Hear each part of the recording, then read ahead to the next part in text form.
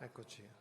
Allora, cominciamo la sessione pomeridiana. Come vi avevo anticipato prima, si compone da 3 diversi momenti. Cominciamo la prima sessione cominciamo la prima sessione andando ad approfondire quello che può essere il ruolo dell'idrogeno nella riqualificazione dell'industria di Porto Marghera, quindi esattamente i posti dove ci troviamo in questo momento.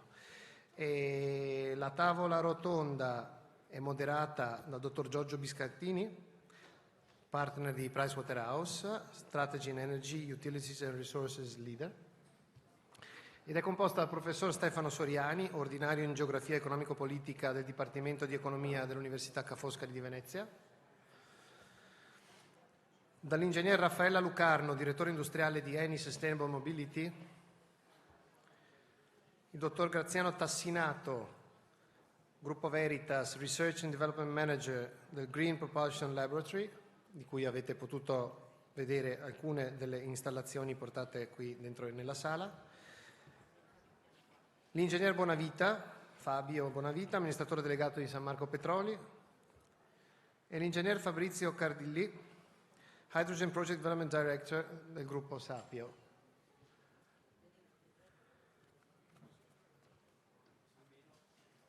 Cedo quindi il microfono a Giorgio Biscardini e, ahimè, mi tocca ricordare che purtroppo noi alle 14:50 dovremmo cominciare la prossima sessione per una serie di, chiamiamoli, ospiti che sono collegati da remoto e che hanno uno slot temporale molto molto ristretto. Scusatemi, ma prego, anche perché insomma ci caliamo in quella che è la realtà locale. Grazie.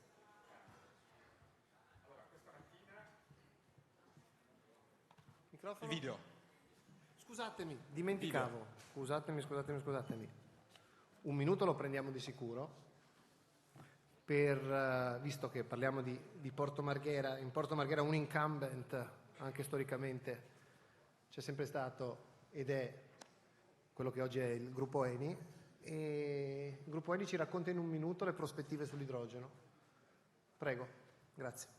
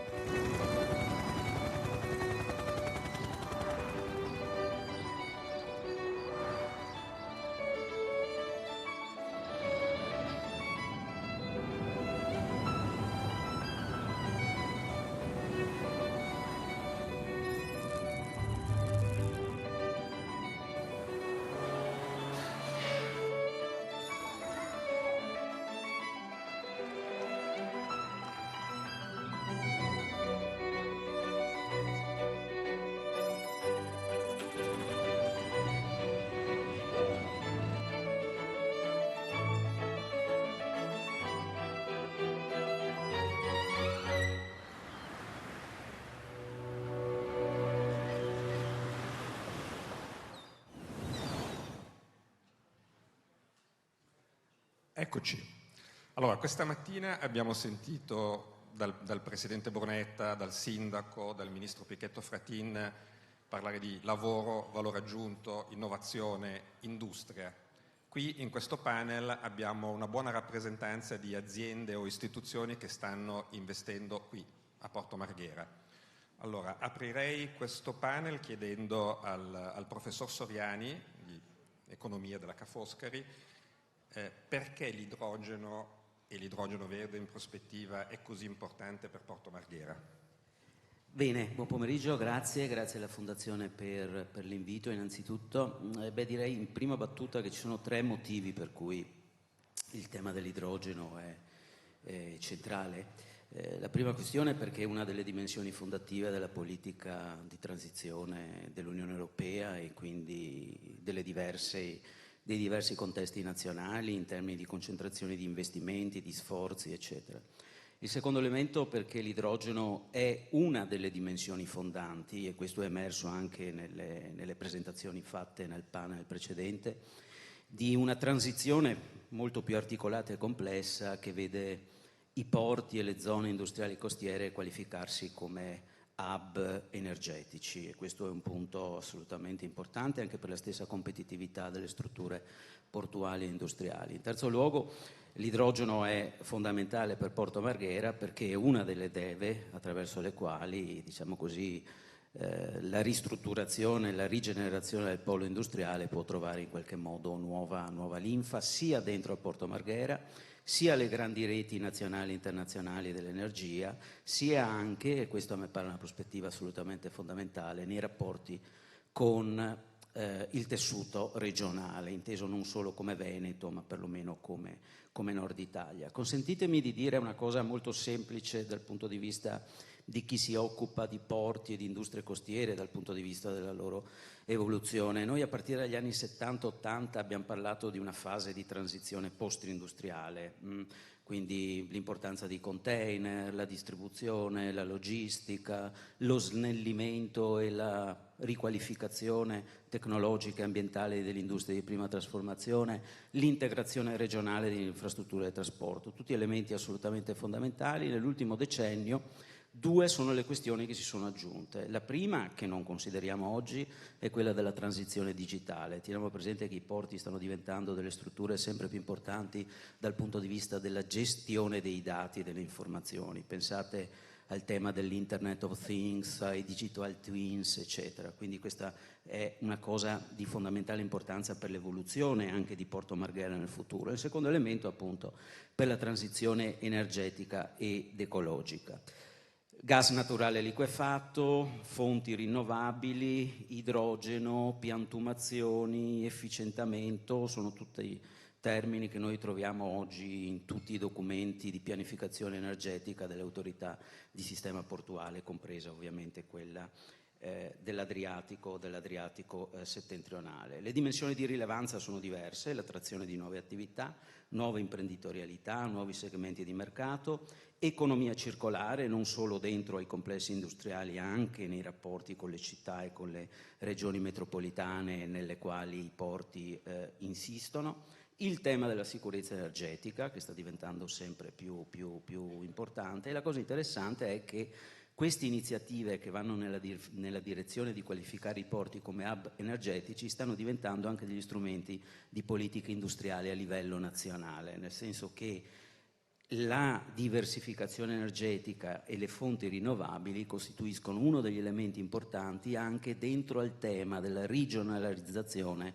delle filiere globali, nel senso che chi si occupa di reshoring e di politiche nazionali volte a far ritornare le imprese a casa, tra virgolette, sa quanto questo tema della qualificazione dei porti come hub energetici sia assolutamente importante. Quindi direi che tutte queste dimensioni sono fondamentali rispetto a Porto Marghera dal punto di vista ovviamente della valorizzazione di quello che è una grandissima tradizione industriale in una prospettiva nuova, dal punto di vista della creazione di nuovi segmenti di mercato, dal punto di vista della capacità di innovare e competere. Nel secondo giro tornerò su questo aspetto perché il tema delle energie rinnovabili è fortemente legato al tema degli ecosistemi dell'innovazione, rispetto ai quali molte zone portuali e industriali sono oggi relativamente in affanno. L'ultimo esempio, chi si occupa di porti e industria costiera ha sempre Rotterdam come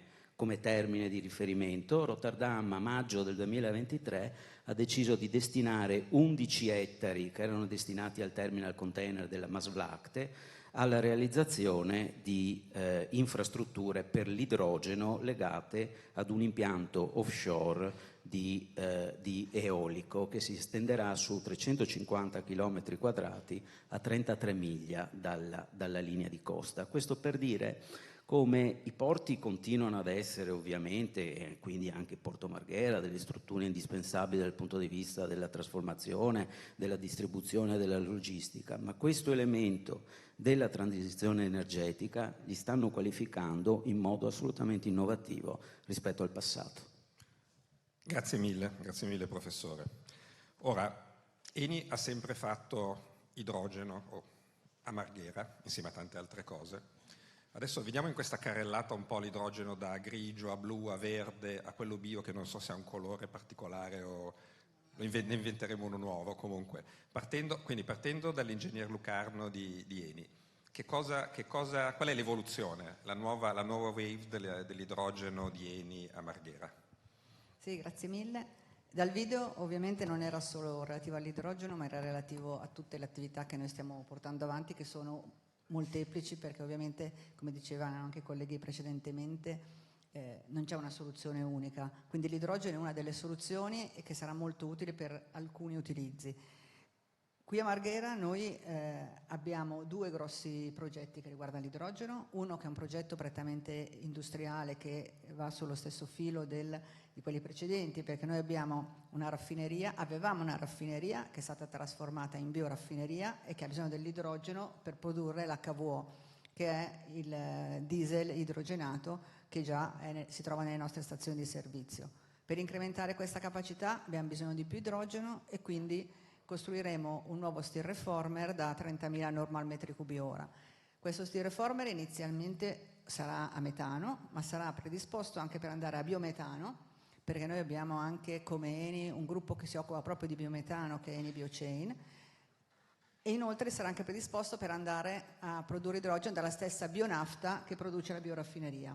Quindi già questo è un passo avanti rispetto all'idrogeno grigio, diciamo. Questo idrogeno non ha un colore ancora, perché non è ancora stato definito in questo caso che colore sia, però sicuramente non è più grigio. E inoltre questo impianto sarà anche predisposto per la cattura della CO2 e quindi in quel caso lì andiamo verso il blu, che è il primo passaggio per creare un mercato per andare poi verso il verde. Sull'idrogeno verde abbiamo un altro importante progetto qui insieme al comune, tant'è vero che abbiamo vinto un bando di gara e a giugno abbiamo siglato un accordo con AVM per creare una stazione di servizio e di rifornimento per gli autobus del comune e quindi creeremo questa stazione di servizio con la possibilità di fornire idrogeno appunto a tutti gli autobus del comune. Entrambi questi progetti saranno operativi entro il 2025 e quindi sono due realtà a portata di mano, diciamo, subito pronte. Il sindaco prima chiedeva anche di valutare che impatto avranno sul territorio. Sicuramente questi progetti avranno un grosso impatto dal punto di vista ambientale e questo è assodato, e più andranno ad avere un grosso impatto anche dal punto di vista sociale, come già ha avuto la trasformazione della raffineria in bioraffineria per portare avanti e mantenere il know-how di questa area, che è un'area altamente industrializzata ma con grandi competenze che bisogna sfruttare. Grazie mille.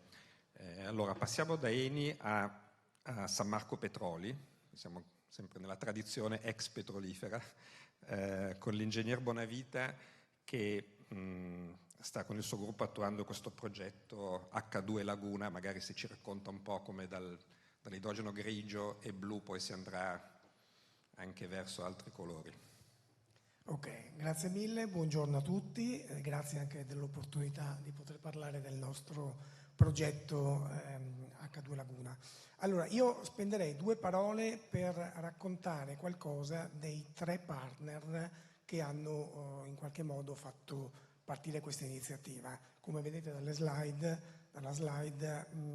allora, il primo soggetto è la società Alpic, che non so se tutti conoscono, però è un grosso gruppo svizzero attivo nella produzione e commercializzazione di energia elettrica, non solo in Svizzera ma in diversi paesi europei, tra cui anche in Italia. Tanto per dare un numero, vedete che il fatturato sono circa 15 miliardi di franchi svizzeri. Il gruppo è attivo e ha di proprietà una serie di impianti di produzione che vanno dal nucleare all'idroelettrico, al fotovoltaico, all'eolico, al termoelettrico. Quindi è veramente un'esperienza notevole.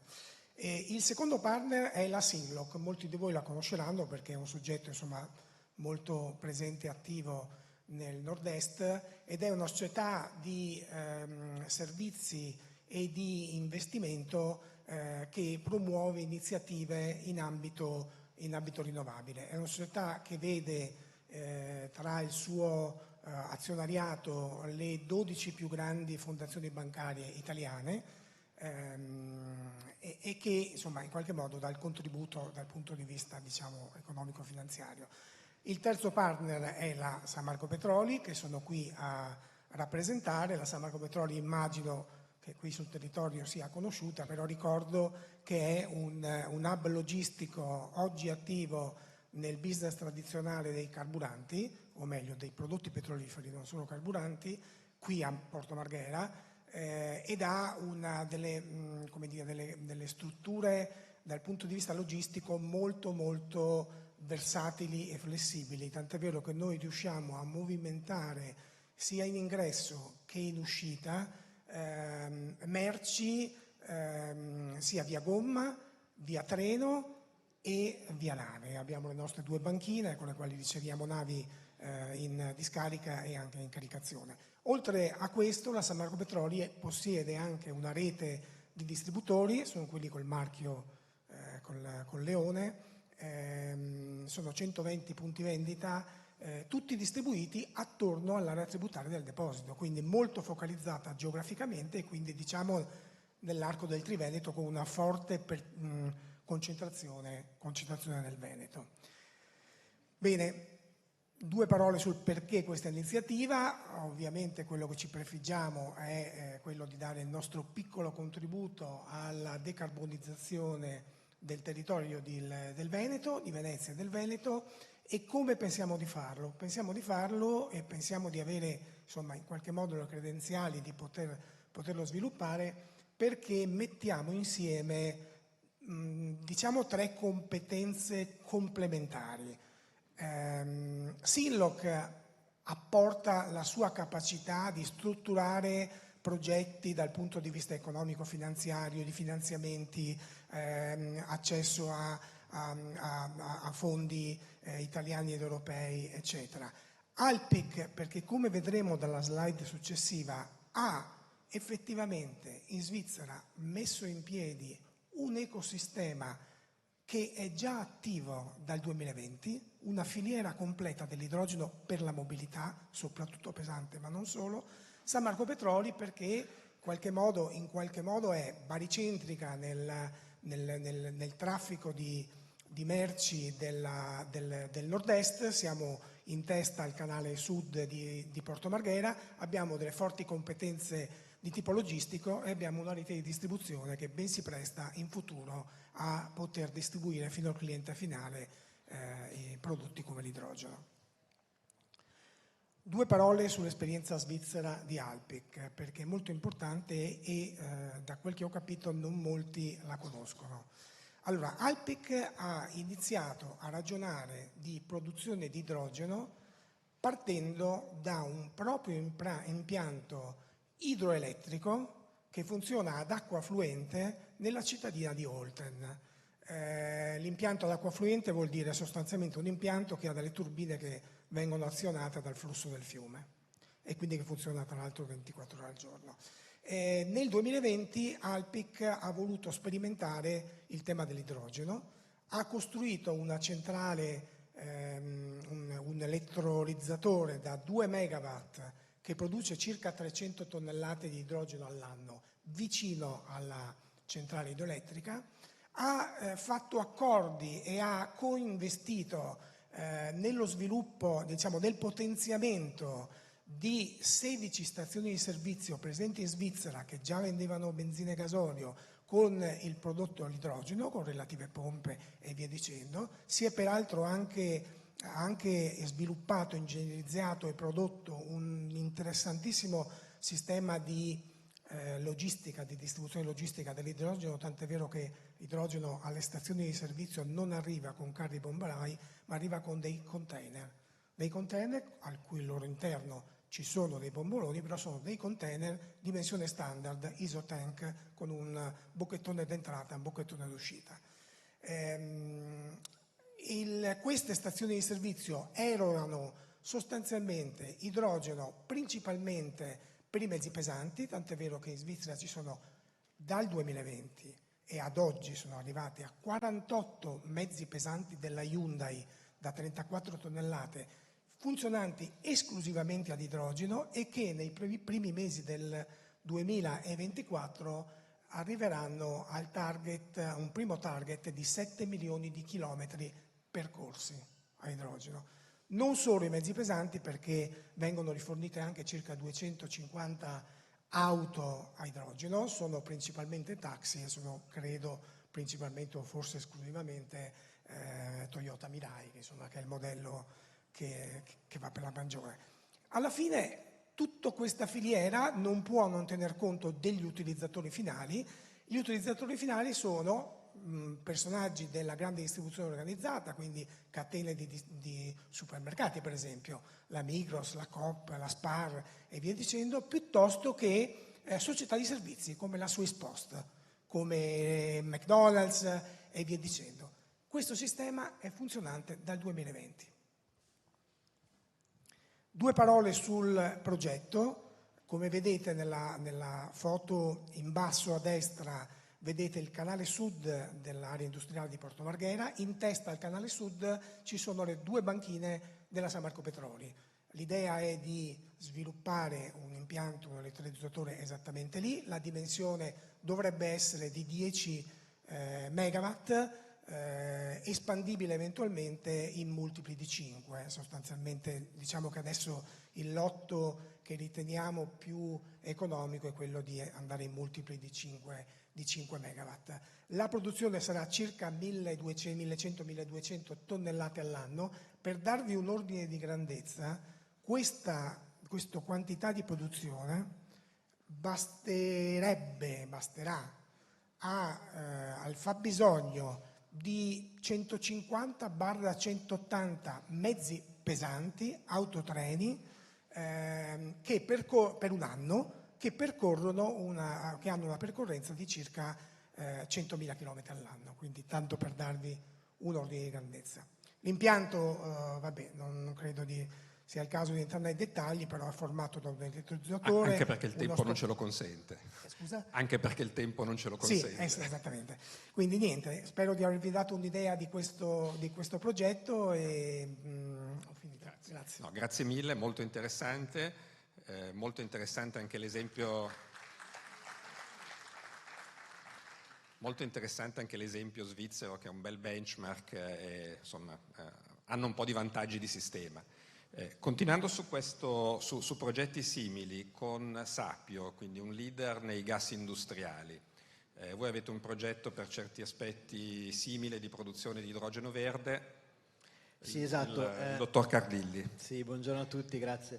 Innanzitutto volevo portarvi i saluti del dottor Andrea Boss, presidente di Hydrogen Park, che oggi non ha potuto essere qui con noi, in quanto a Roma, assieme al presidente di H2IT, Alberto Dossi, per presentare in Senato, diciamo, un po' uno schema per l'incentivazione dell'idrogeno, perché sennò qua abbiamo bisogno veramente di una spinta. Quindi qua ancora più forte l'idea del stare assieme per andare a vincere la partita assieme. Hydrogen Park, giusto due parole, è attiva dal 2003 nel territorio qui a Marghera.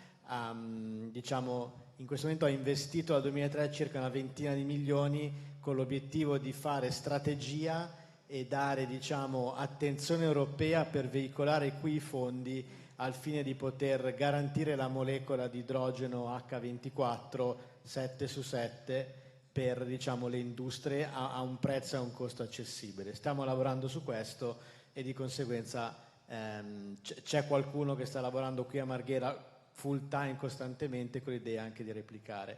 Tolgo il cappello Hydrogen Park e rimetto il cappello Sapio. Gruppo Sapio nel 2023 ha vinto 50 milioni di finanziamenti dal PNRR, quindi un ottimo risultato, su 3 Hydrogen Valley diciamo, messe in giro per l'Italia, una in Toscana totalmente dedicata al chimico, un'altra a Mantova dove Sapio ha lo stabilimento produttivo principale di idrogeno Merchant e una proprio qui a Marghera nello stabilimento Sapio. Quindi il bando delle Hydrogen Valley è un bando che permetteva il recupero delle aree industriali dismesse, quindi un recupero di infrastrutture esistenti. Quindi Sapio abbiamo ottenuto e trovato un'area di 1200 metri quadrati dove andare a installare gli elettrolizzatori e i compressori per produrre idrogeno verde in alta pressione, quindi questo poteva tornare utile dal punto di vista di logistica. L'energia ci viene data in questo momento, la parte fotovoltaica, dal dottor Tassinato tramite Eco più Eco, direttamente lui, esattamente. 2 megawatt di rooftop fotovoltaico in questo momento, e poi andremo ovviamente a fare leverage dalla rete per andare a prendere, diciamo, il rimanente dell'energia al fine di poter garantire 750 tonnellate l'anno di idrogeno. Ovviamente la parte di energia direttamente connessa al fotovoltaico è l'idrogeno, quello definito RFNBO, quindi l'idrogeno veramente verde prodotto da energia fotovoltaica. L'utilizzo di questo idrogeno è una sfida che noi ci siamo dati su Marghera, perché vede tendenzialmente 3 potenziali utilizzi e 3 potenziali uscite nella parte di produzione e di utilizzo di idrogeno. La prima è industriale, quindi andare a riutilizzare la pipeline che collega Sapio col polo industriale di Marghera, che in realtà è chiamato un fluidodotto, più che una pipeline o un hydrogen pipeline. È un fluidodotto che noi vogliamo riutilizzare per portare, diciamo, direttamente alle industrie disponibili in continuo l'idrogeno, e tendenzialmente in blending solution, quindi con impatto tecnicamente di abbassare le riduzioni di CO2 collegate alla quantitativo di blending che viene utilizzato all'interno dei processi.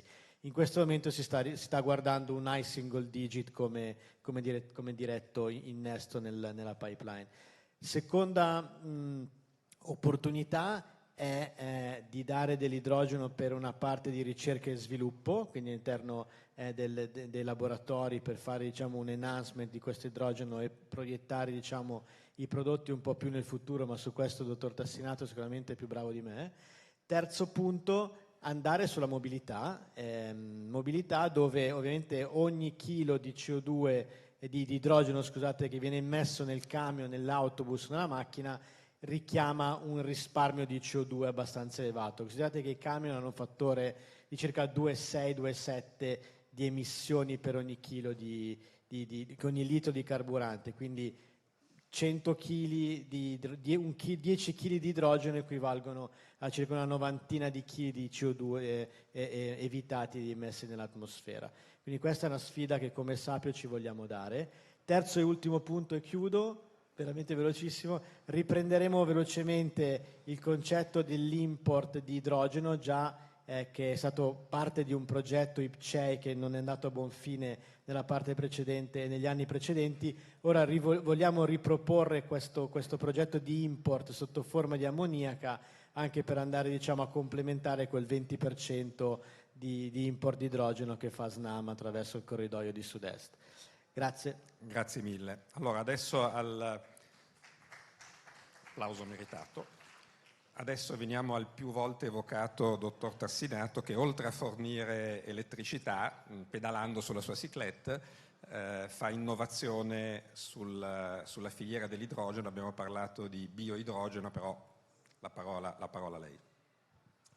Bene, il Green Propulsion Laboratory è nato 3 anni fa con un finanziamento del Ministero dell'Ambiente, aveva un altro nome all'epoca, e che ha dato questo grosso finanziamento al Comune di Venezia nell'ottica della riconversione green di Porto Marghera, che detto così non vuol dire niente se non con una mission precisa che ci è stata affidata, e cioè quella di esplorare territori sconosciuti della chimica verde, dell'energetica e di tutto ciò che può cambiare il paradigma di quello che si può essere riassunto in uno slogan: dalla chimica pesante alla chimica pensante. Detto questo, la piattaforma di ricerca, che è qui a qualche chilometro di distanza, è articolata in alcuni assi. Si parla di chimica, di processi chimici puliti, superfluidi, nanotecnologie, e un asse importante sull'energetica, che non è l'energia, è l'energetica, e cioè la possibilità, tutte le possibilità che abbiamo di creare energia da fonti, chiamiamole non convenzionali. In questo caso parliamo ovviamente di idrogeno, ma parliamo di idrogeno connesso anche a un altro paradigma, cioè all'anidride carbonica. Idrogeno cosa vuol dire per noi?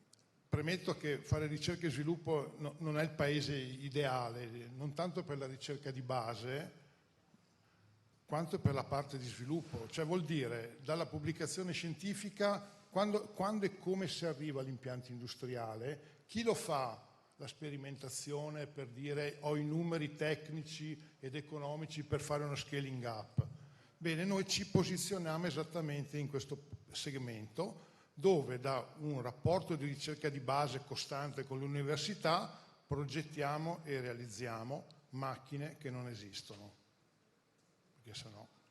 Quelle che vedete in fondo è la prima volta che escono dai nostri laboratori e sono 3 tecnologie per la produzione di bioidrogeno, che è quanto di più verde si può pensare dell'idrogeno, nel senso che è prodotto naturalmente, si può dire, da processi chimico-fisico-biologici. Abbiamo un esempio di un progetto che stiamo portando avanti con il Ministero dell'Ambiente che riguarda la produzione di idrogeno dai rifiuti. Faccio parte del gruppo Veritas, quindi il rifiuto è un po' la nostra materia prima. Bene, abbiamo scoperto insieme con l'Università di Padova e l'Università di Venezia che durante il processo di fermentazione dei rifiuti c'è una fase molto particolare che si chiama dark fermentation, nel quale ho la produzione di idrogeno, bioidrogeno, dai microrganismi che normalmente fanno la fermentazione, molto elevata. Si parla del 50% di idrogeno gratis che viene prodotto. È un progetto che dura 3 anni, sul carrello vedete il primo prototipo piccolo di scala, adesso stiamo lavorando già su uno scaling up di 10 volte quel volume. Il secondo progetto è ancora più avveniristico, riguarda la possibilità di creare in un ambiente acquoso, in atmosfera, in un bicchiere d'acqua, le stesse condizioni di pressione e di calore che si verificano sulla superficie del Sole. L'abbiamo chiamata Near Solar Surface Reaction. Questo attraverso un fenomeno chimico-fisico, adesso non sto qui ad annoiarvi, che si chiama cavitazione. Bene, abbiamo visto che in quel frangente, creando queste particolari bolle a temperatura e pressione ambiente, quando queste bolle implodono su loro stesse, creano un punto nel quale abbiamo osservato una produzione di idrogeno dall'acqua. Terzo argomento, terzo progetto, che sono quelle 3 colonne che vedete rosse, è un progetto che abbiamo finito la settimana scorsa, commissionato dall'Agenzia Spaziale Europea. Voi sapete che, io non lo so, forse qualcuno magari ha più dettaglio, che ogni euro, ogni dollaro che viene investito nell'aerospazio ne genera altri 5 di ricaduta in una logica tipicamente duale. Bene, quel progetto ha riguardato la produzione di bioidrogeno da batteri selezionati dalla Laguna di Venezia, che usano la luce del sole, ma che al posto di produrre ossigeno alla fine del loro metabolismo, insomma la fotosintesi, producono idrogeno. Li abbiamo immobilizzati in una matrice porosa, perché andando poi nello spazio ovviamente l'acqua ha i suoi destini, in modo tale da lavorare in una condizione di strato sottile. Quello che vedete lì è ovviamente l'apparato terrestre, mentre sulla ICS, la stazione spaziale, manderemo uno di quegli elementi che userà i liquami prodotti dagli astronauti e grazie a quella reazione che vi ho detto prima molto particolare produrranno idrogeno nello spazio. Sempre su questo argomento siamo in attesa del responso di un grosso progetto che abbiamo presentato all'Agenzia Spaziale Italiana con la NASA per progettare una bioraffineria a bassa gravità per la Luna e quindi stiamo aspettando se ci vengono dati. Concludo dicendo qual è il collegamento che ho fatto all'inizio idrogeno anidride carbonica, decarboning. Ora l'idrogeno abbiamo capito, lo sappiamo, viene usato con i metodi che abbiamo detto, bruciarlo o usarlo in una PEM produce energia elettrica.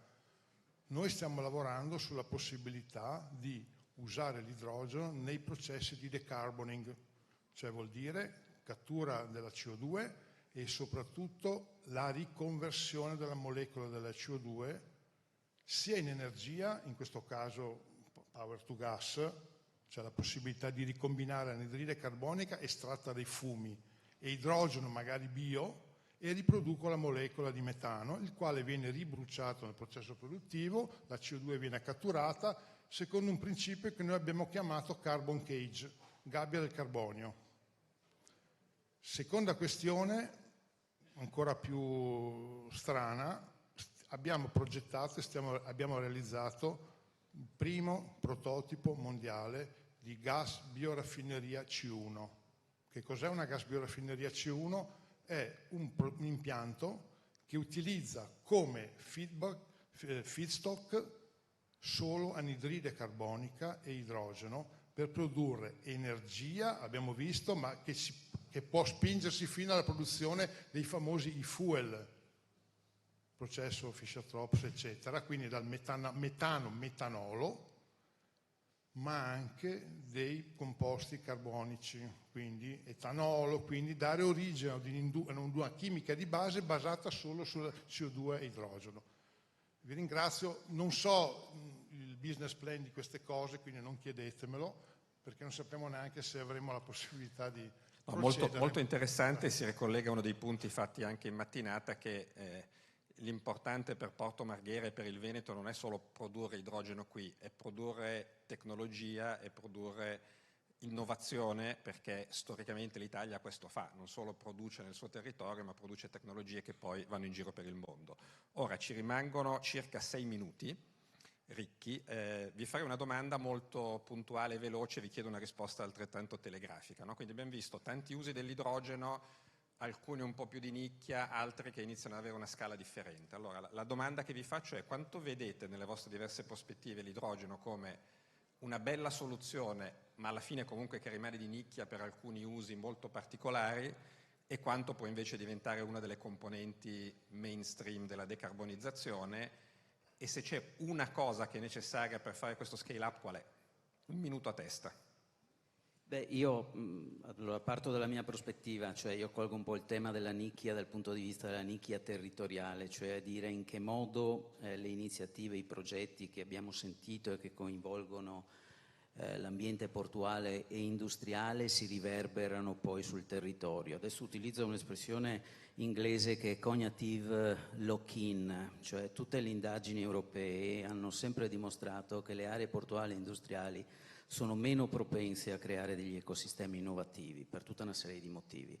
Allora, il fatto che i porti investano sull'idrogeno, sulla riqualificazione energetica, sul fatto di diventare hub, rompono questa tradizione, aprono sostanzialmente la possibilità per queste zone di diventare davvero delle zone innovative, al pari in termini di brevetti, in termini di capacità di innovazione, di start-up con altre realtà interne, per molti aspetti più dinamici. Qua c'è un problema di fondo però: questo tipo di innovazione è molto legato alle grandi imprese che hanno le competenze e le risorse per farlo. Questo indubbiamente è un aspetto fondamentale. Le nostre grandi imprese che lavorano su questi settori sono una ricchezza del Paese, ma il rapporto con i territori locali costituiscono una questione di particolare criticità, nel senso che la capacità di attivare dei processi di spillover devono essere oggetto di maggiore attenzione di quanto non è stato fatto fino ad oggi. Questo chiama in causa, e qua chiudo, il ruolo delle politiche alla diversa scala, dalla pianificazione agli incentivi, alle politiche universitarie, alla crescita delle start-up,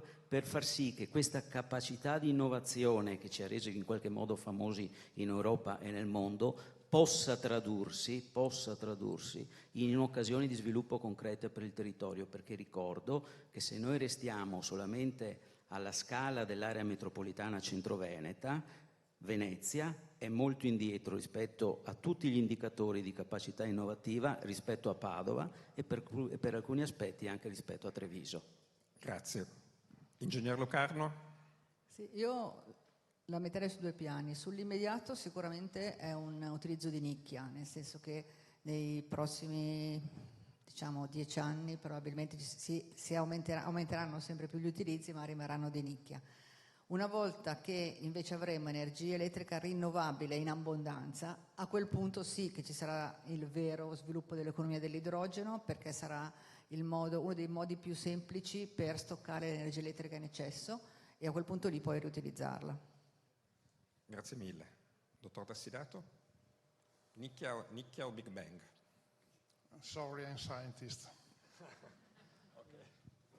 Ma allora, secondo me, perché l'idrogeno diventi adulto e non resti bambino, secondo me c'è bisogno di due cose. Da una parte che tutti gli attori in gioco, e questa è una lezione che i nostri partner svizzeri hanno imparato, mettendo in piedi quello che hanno messo in piedi, che tutti gli attori in gioco, dal produttore di elettrolizzatori al cliente finale, passando per i trasportatori, passando per i distributori e via dicendo, lavorino insieme come sistema. Perché da soli, in ordine sparso, non si va da nessuna parte. Solo insieme si può pensare e cercare di poter mettere in piedi una filiera che stia in piedi. L'altro elemento, secondo me, che secondo molti di noi che manca, è un adeguato sistema di incentivazione. Anche qui vi faccio un brevissimo esempio. In Svizzera la catena economico-finanziaria della filiera che è stata messa in piedi sta in piedi anche perché il governo svizzero cosa ha fatto? Ha esentato dalla tassa di circolazione i mezzi pesanti che usano l'idrogeno. Vi dico solo questo, che i mezzi pesanti in Svizzera pagano mediamente 90.000 euro all'anno di tassa di circolazione. Quindi potete immaginare che solo in 3 anni, in 4 anni ci si ripaga del mezzo pesante. Quindi secondo me mancano queste due cose. Grazie mille. Chiudiamo col dottor Carlilli. Io partirei dicendo che il nemico è la CO2, no? In qualche modo, non è l'elettrico, l'idrogeno, il diesel, è la CO2. Detto questo, dobbiamo essere maturi abbastanza da capire che non c'è una soluzione unica, ma di volta in volta abbiamo le competenze per studiare la soluzione più corretta e più idonea. Totalmente d'accordo con Eni che quando ci sarà il surplus di energia e quindi potremo produrre idrogeno effettivamente a costo zero, perché farà quello di lavoro, lì probabilmente avremo le penetrazioni più importanti nel livello di idrogeno e li faremo fare veramente il suo mestiere in quel momento lì. Nel frattempo, idrogeno blu, cattura di CO2, diminuiamo l'impatto della carbon footprint e incominciamo a educare un po' alla cultura dell'idrogeno, un po' tutta la value chain. Grazie a tutti, abbiamo anche rispettato incredibilmente i tempi. Magnifico, grazie mille, operazione perfetta.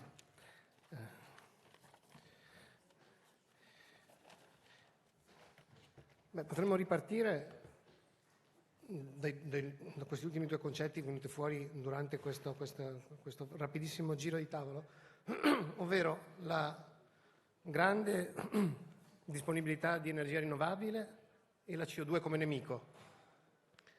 E quindi in questo momento direi di provare a vedere qual è l'approccio internazionale a tutte le dinamiche, le tematiche dello sviluppo del settore idrogeno e del ruolo del settore idrogeno, anche per capire in che modo quello di cui abbiamo parlato oggi a scala più locale e a scala più invece nazionale fittano all'interno di un sistema più grande.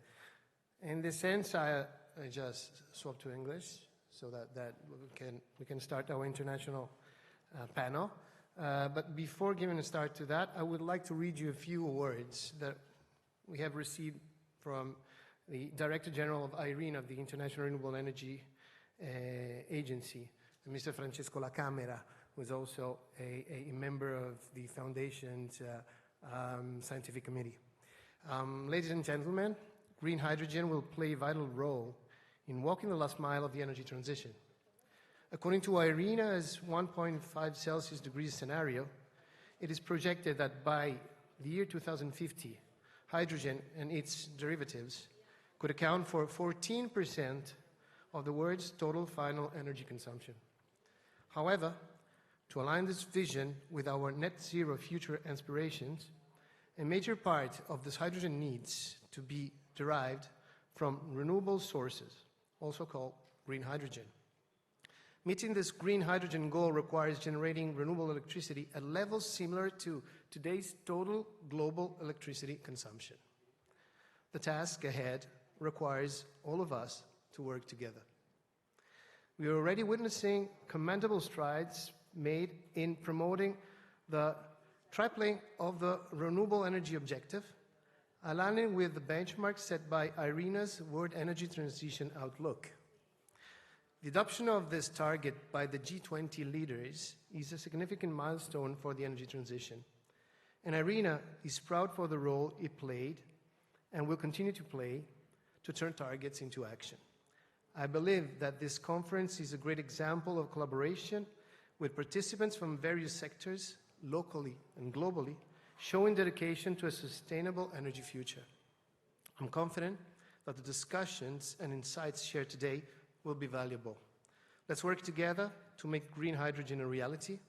I wish everybody fruitful and insightful conversation, and I hope to be able to join you in person in future events. Thank you. So,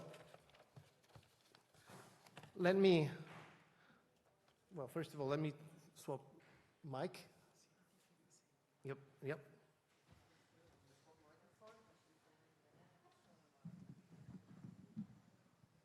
And let me call to the stage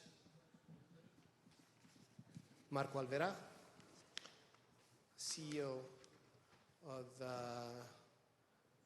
Tree Energy Solutions. Thanks a lot. Jonas Moberg, who's the CEO of the Green Hydrogen Organization.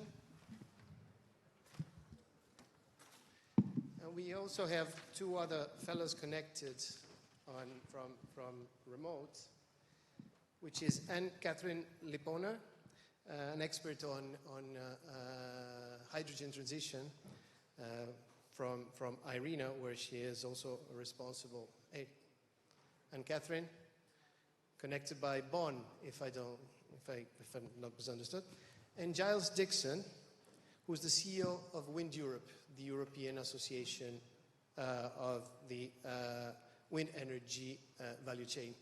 Hi, Giles. Thanks for being here. We can't hear you, actually. Alessandro, sorry to interrupt, but given that everyone is Italian in here, except one person. No, there's also... Oh, okay. Yep. Because the interpretation is fine, so if you all want to speak Italian, I think you should. But we don't, because it's, let's say, 3 out of 5, they are let's say, English speakers. But thanks for your availability. Thanks a lot. Embarrassed. No, don't worry, it's fine. It's very fine with us. Okay, so let's start by provide some insight on the international macro trends on hydrogen development. And I would like to call Anne-Catherine to tell us briefly about what IRENA is and what it is about.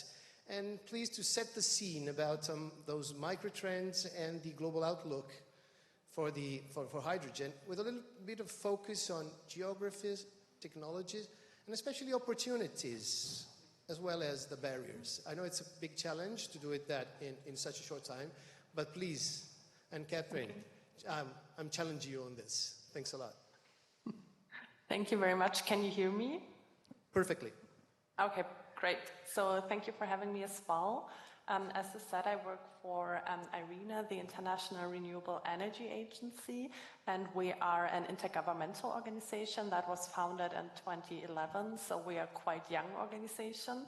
And we have our headquarters in Abu Dhabi, an office in New York, and the Innovation and Technology Center in Bonn, where I am working at. And we have 169 member countries, Italy being a much appreciated one, of course.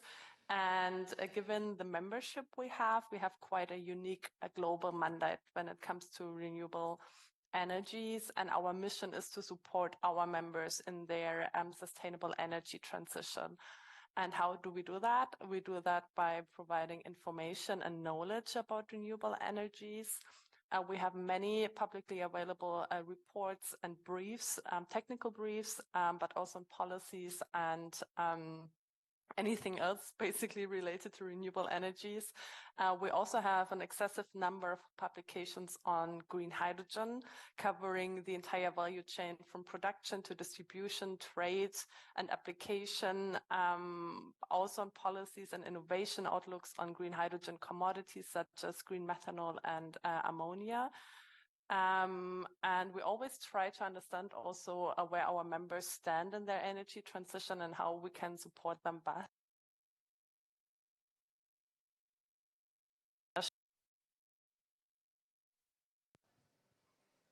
I think something went wrong with the, no, there's just a problem with the mixer, I believe. And Catherine? And as our Director General said in his opening remarks that you read, we always look how does our energy system need to transform in order to be compliant with the Paris Agreement and to keep the 1.5 degree goal. And for that, we can say in 2050, the energy system, the major part will be done by energy efficiency and renewable energies. So this is like the major part, but green hydrogen will play a significant role nevertheless. As the Director General said, it will be 14% out of the total final energy consumption, and 94% of that hydrogen shall be renewable and the rest blue hydrogen. So major part green hydrogen and a small part blue hydrogen. And this is actually also what we see in the project pipelines. Many project developers target globally rather green hydrogen now for the upcoming projects than blue hydrogen. And I think it's also important to understand that currently hydrogen is still rather much a major source of emissions. And we need to replace the existing gray hydrogen that is being used and also have the hydrogen for the new applications. So currently we produce around like 90 million tons of hydrogen globally, mostly for fertilizers and downstream chemicals, and in 2050 we need to scale today's production sixfold and make sure the major part is green. So that will require large renewable energy deployment. Also, if green hydrogen would just account for 14% in the final energy consumption. That is a major challenge, as we all know. And we also need to scale up electrolyzer capacity massively, going from almost 0 to 5,700 gigawatt in 2050. So this is one of the challenges, but also, I guess, one of the opportunities we see.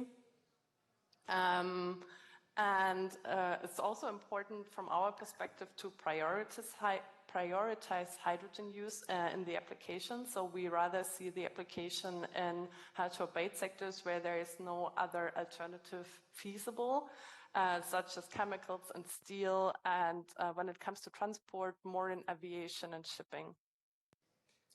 And also when we look into the global perspective and also on geographies, as you have mentioned, of course, hydrogen is an opportunity to transport renewable electricity from A to B.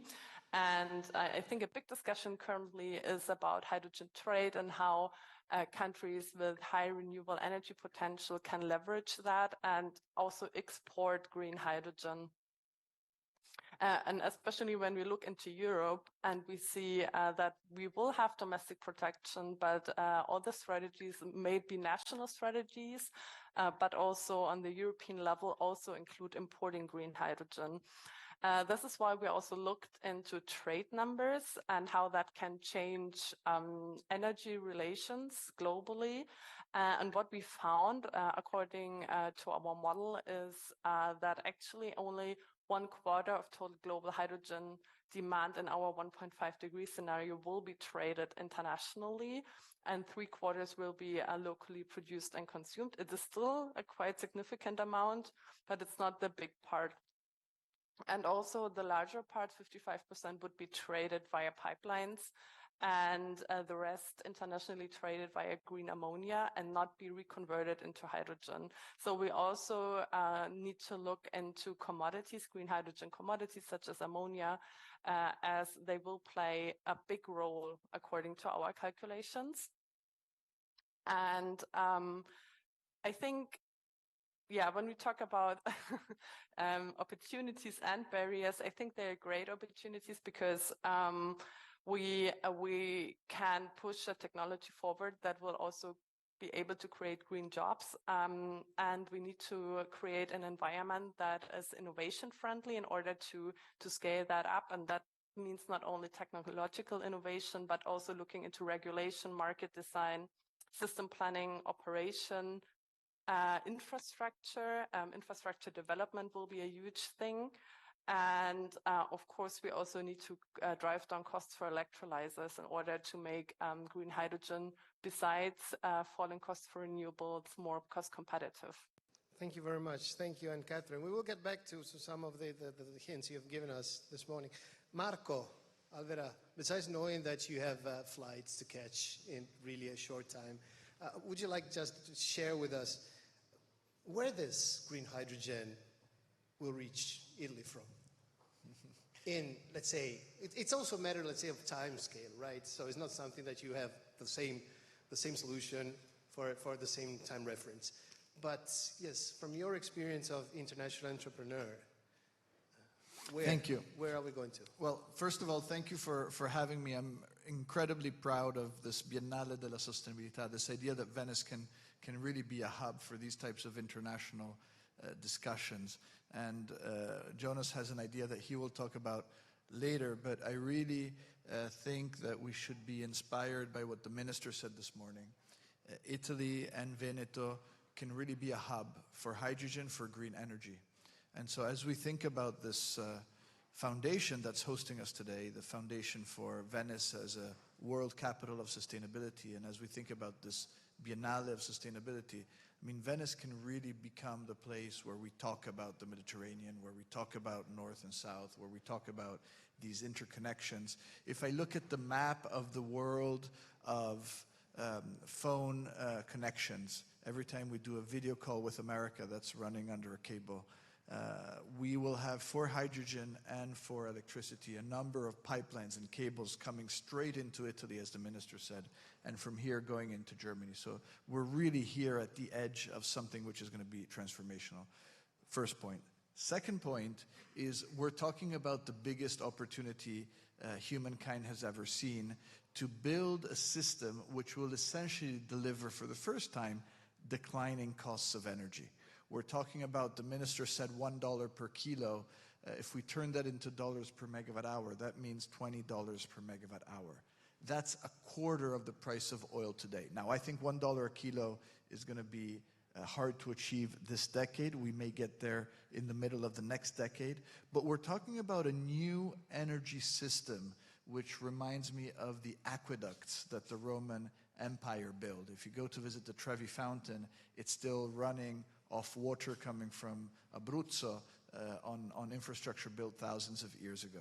So the stuff that Dina talked about earlier, the using of the pipelines, putting the solar panels, we call it PPWS, put the panels where it's sunny. We can now make solar energy at $10 a megawatt hour. That used to be 1,000, now it's 10. The cost of oil now is 60.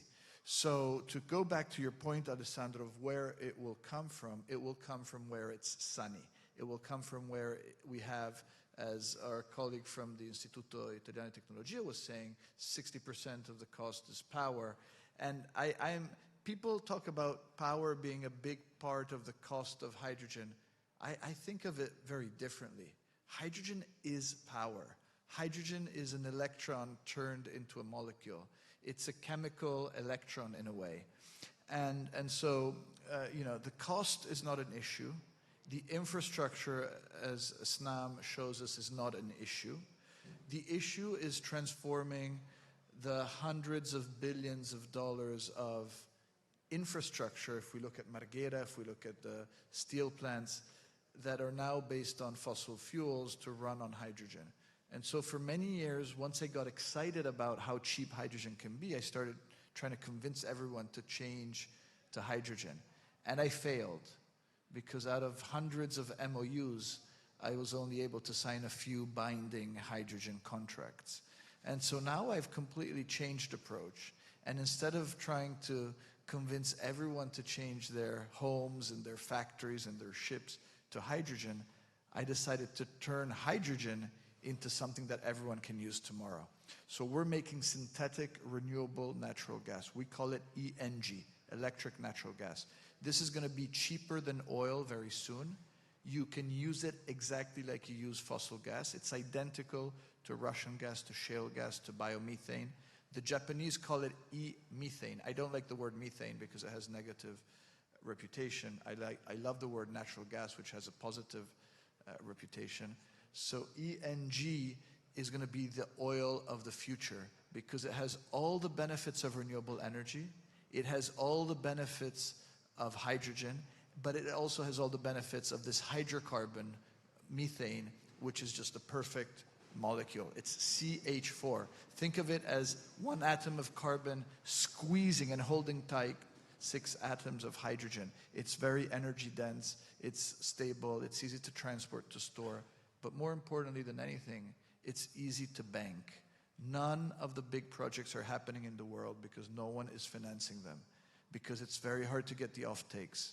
If you try to walk into a bank, and I've done this tens of times, and say, do you finance a hydrogen project?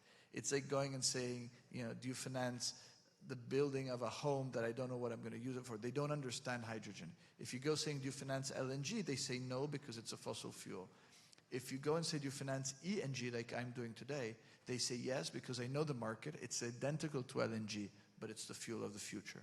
So Italy can become, to your point, the European hub for ENG. We can make it in North Africa. We can bring it via the existing pipelines. We can make it for LNG. Italy can then export it, like the minister said, reverse flow out of Treviso into Germany.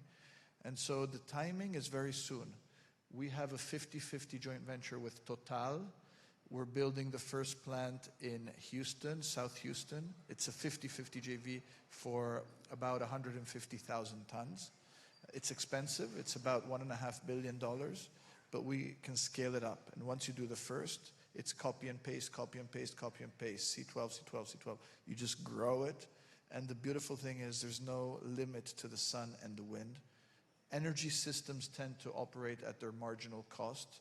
The marginal cost of the sun and wind is 0. So this is all about cost of capital. It's all about the manufacturing of these electrolyzers. But I've been drilling for oil and gas in Norway, in Siberia, Mozambique, Brazil. This is so much simpler than anything I've ever done.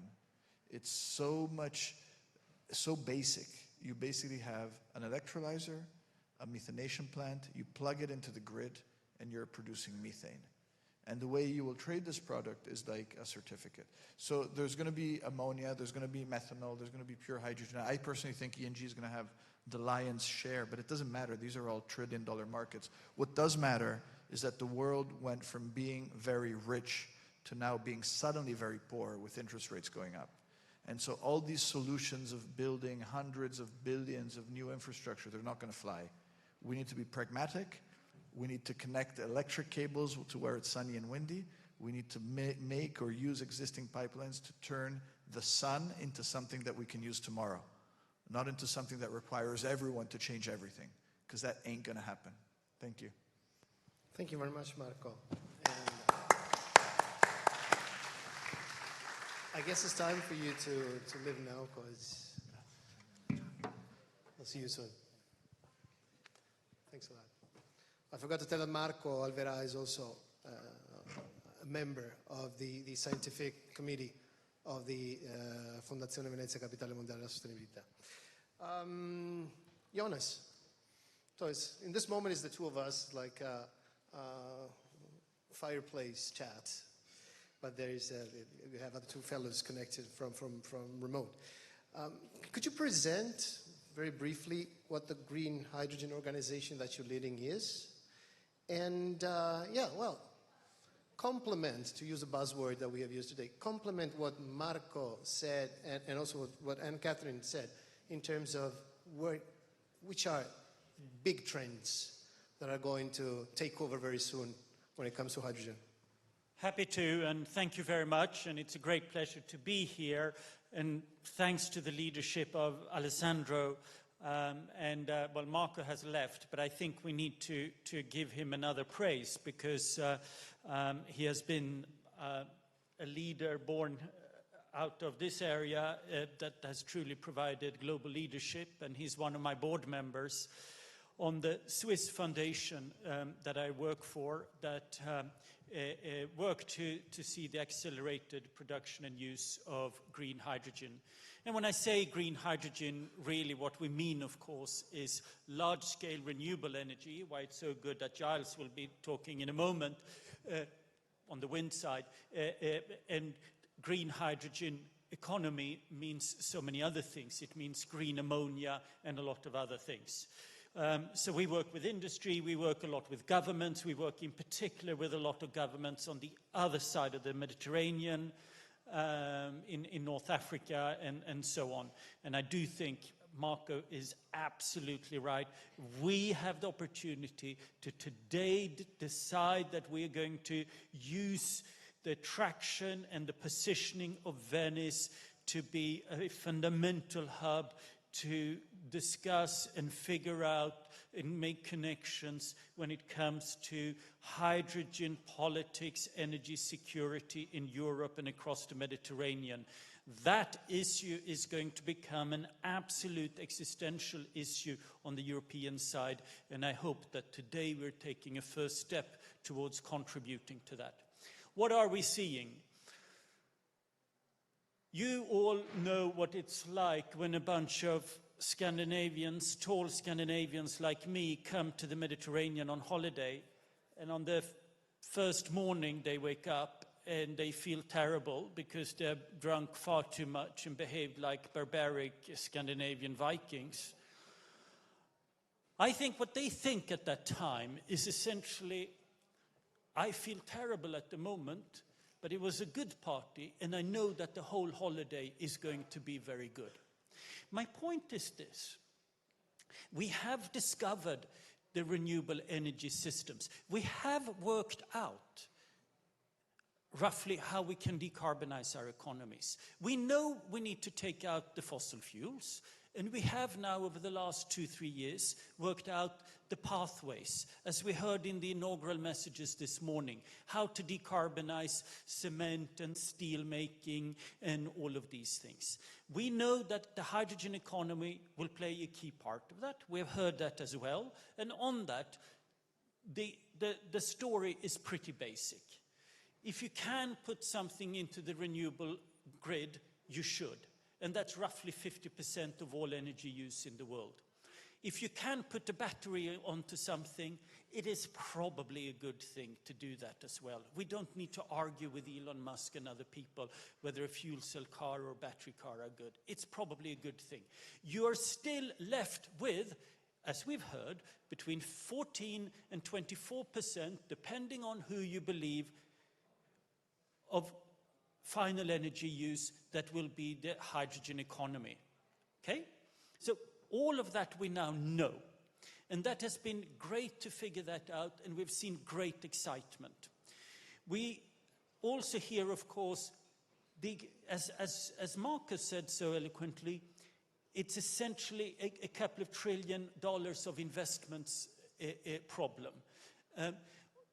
Differently put, our young industry is not yet at the global level competitive with fossil fuels. So what we're seeing on the policy side is, of course, a lot of actions happening in different regions to start to level it. And many of you know that the Biden administration gave in the US a massive injection called the Inflation Reduction Act, which gives a tax credit of up to $3 per kilo of hydrogen there. So a lot of attention by Marco and his peers are currently going into the US to try to make the numbers work given those tax incentives. So we see a lot of action in the US. In Europe, there is a lot happening as well. And part of the problem is that people don't quite understand what's happening, and therefore they don't quite appreciate it. It's complex, and we just have to accept that it is complex. The other thing is that we're seeing on the European side both production incentives, and they come in some countries on for example, contracts for difference, so trying to close a price gap by Brussels. The EU is much more powerful, and what you need to look for is on the demand side. And they can, through regulation, drive demand, and that is starting to happen. It is starting to happen with requirements in industry that you have to have a decarbonization level. It starts to happen in the rules for ships using European ports through Fuel EU Maritime, and so on. So it's happening in various sectors. And as a sort of basic floor for that is, of course, the so-called CBAM, the Carbon Border Adjustment Mechanism, essentially meaning that it should not be possible to import goods with a high associated carbon emissions. Now, Europe have said that we need, by 2030, 20 million tons of hydrogen. And half of that should be imported and half from within. Frankly, that number is a very big number. It's going to be hard to achieve it. And frankly, it's going to be hard to build these massive, massive, massive wind and solar plants in Europe to even get to 10 million. We will be able to produce 1 million or 2 in the north of Scandinavia, but much of that will be used for steel making. We'll be able to build more millions in Spain and a couple of other places, but it's going to be a great, great challenge to get to 10 million. So, very, very big stretch targets. My point is also a lot of it will have to come from abroad. And Marco is absolutely right. A lot of it will have to come from, not least, Northern Africa.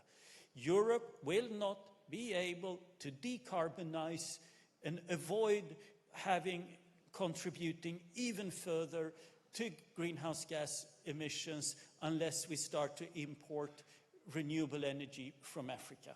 And some of that will be hydrogen from various pipelines. So the politics around that are critical, and so important we get that right vis-a-vis some of these African countries. Just very quickly also, if we look at the rest of the world, there's a lot happening in India. Very ambitious targets both on the production side and on the use side, and on the supply of the equipment, of the electrolyzers and so on. It's easy to some extent for a country like India because, of course, they don't have a significant domestic oil and gas industry. So for that reason, there are not that great vested interests that are in a sense trying to create obstacles for the greening. So you see a lot of action in India. And then, of course, China. Just because we don't see a lot of Chinese colleagues at our conferences around the world, let us make no mistake. More than 50% of all renewable energy investment in the world is currently happening in China.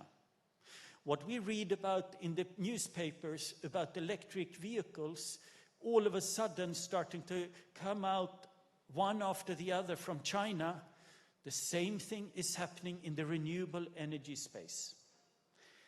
So we'll see a lot of action there, and I think that organizations like mine need to have it absolute priority to work together with Chinese government and Chinese actors and European companies to facilitate good trade. We need to work below some of the challenging politics to overcome some of those things. If I may, Alessandro, just one last point.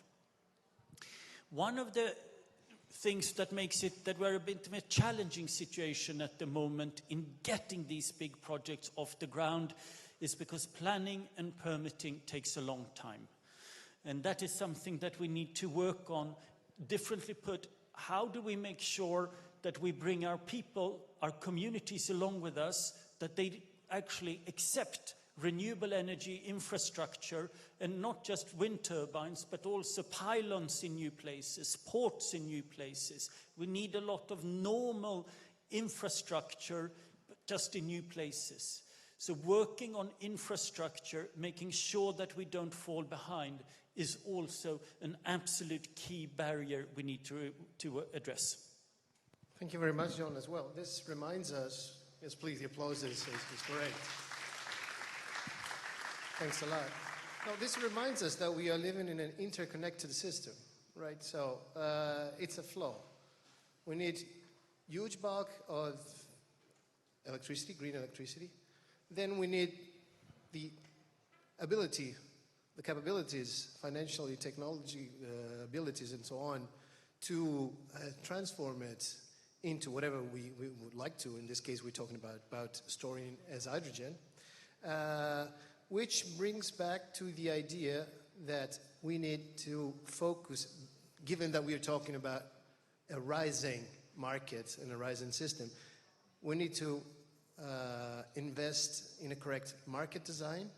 We need to invest in the correct policy and regulatory framework, and we need to invest in financial support.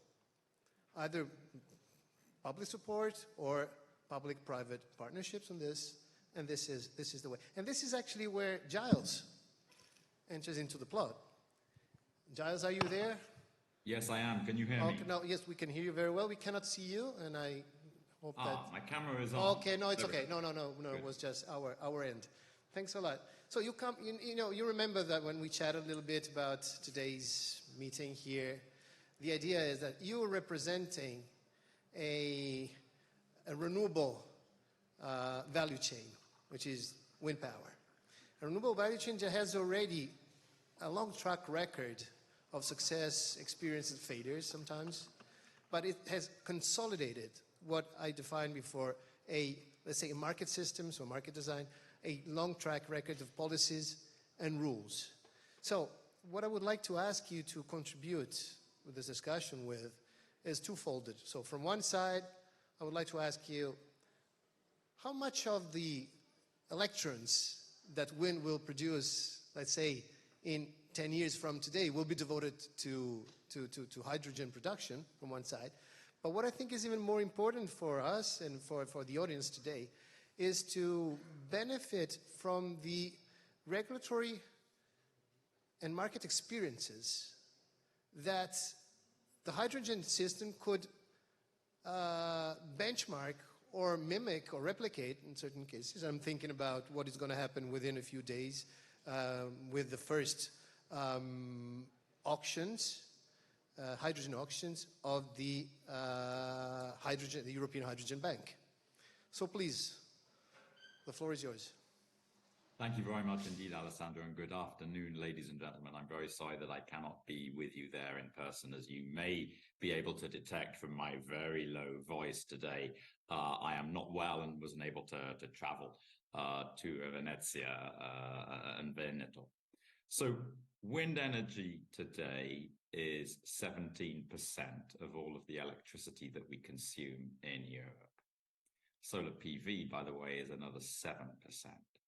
So variable renewables are now 1/4 of all of the electricity consumed in Europe. That's where we are today. By 2030, the European Union want wind to be 35% of electricity consumption. And that entails a doubling of wind energy capacity in the EU from 210 gigawatts today to 420 gigawatts by 2030. The vast majority of what we produce today is from onshore wind, and most of the new build from here to 2030 will continue to be onshore wind. Yes, offshore wind is growing, but still from quite a low base. So people get very excited about offshore wind, and rightly so. It's fantastic technology and engineering. But the majority of the new wind energy in Europe will continue to be onshore for many years to come. And there are lots of places around Europe where we can still build new onshore wind, where there is public support for building new onshore wind. And there's a lot of scope, of course, from the repowering of those first generation onshore wind farms that were built, say, 25, 30 years ago. There's a lot of them in Italy. We're in the paradoxical situation today. Of course, the first wind farms were built in the windiest places. So that means that the best sites in Europe today have the worst turbines because they have the oldest, smallest, least efficient turbines. But repowering is happening, and that is very good. Now, Jonas, you mentioned the challenges around permitting. We should not be pessimistic about this. There are new EU rules on permitting which force a simplification of permitting rules and processes, and these are already having a positive impact. Crucially, there is now a legal principle in the EU which says the expansion of renewables is a matter of overriding public interest. We didn't have that before. And when permits were challenged in the courts for wind and solar, as they often are, the judges were generally ruling on the side of the other public interest, which is the protection of biodiversity, where there are clear binding EU rules. Now we've got a clear binding EU rule saying you got to build out the wind and solar. This is a matter of overriding public interest. So the judges have got to balance these two crucial public policy goals. And those countries where overriding public interest is being applied already, the volume of new permits for onshore wind is up by between 50% and 100% this year. This is extremely encouraging. This principle is not yet being applied in Italian law. We look forward to it happening. Now, the wind that we produce from our wind farms in Europe, it goes into the grid, directly into the grid. Half of it into the transmission grid, half of it into the distribution grids. But there's a growing volume of it that is being consumed, be it usually indirectly, by heavy industry. And we know that because there is a growing volume of wind output that is contracted under Power Purchase Agreement, PPA. Between 15 and 20% of all of the new wind farms built in Europe today are now under PPA. In total, there's 31 gigawatts of wind and solar in Europe that's now under PPA. Who are the off-takers in these PPAs? Well, the single biggest sector is the ICT sector, very hungry for power, of course, for their data centers. But 9 gigawatts of wind and solar are contracted under PPA now with energy-intensive industries, aluminium, steel, chemicals, and others. In fact, these industries, they used not to like wind because they thought we were expensive. They thought we were intermittent and messing up their energy supply. Now they can see the costs have fallen dramatically, and they can see that wind is increasingly stable. When you build a new onshore wind farm, your capacity factor now is between 30% and 45% in Europe. When you build a new offshore wind farm, in Europe, the capacity factor is at least 50%. So it's an increasingly stable form of electricity production, and the energy-intensive users like that. Now, these PPAs so far have nearly all been for direct electricity consumption. But, and this is something I'm particularly excited to share with you all, we now have 2 PPAs between wind farms in Europe and renewable hydrogen producers. We have one in France, quite a small project. It's only 2 tons of hydrogen a year. It's signed by an onshore wind farm in Brittany and the big hydrogen producer, Life. It's for 16 years at a fixed price. Then we have a second project. This is a bigger one. It's in Germany.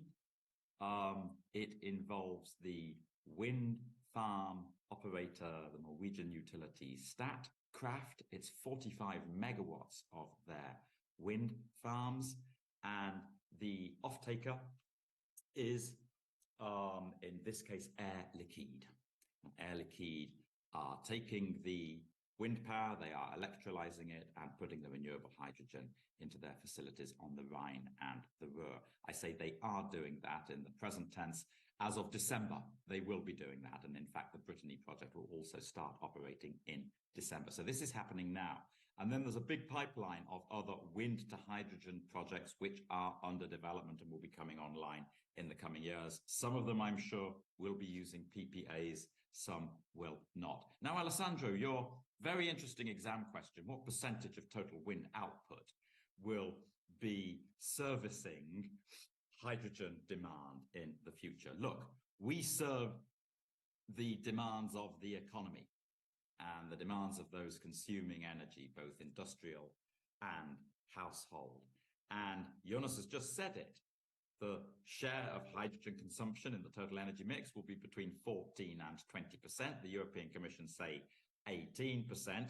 So we're going to have an electricity system that is running almost entirely on renewables in 2050. According to the EU scenarios, wind will be at least 1/2 of that, and then solar will be number 2. So you can do the numbers and you get to a ballpark figure how much of wind energy production will be going into hydrogen.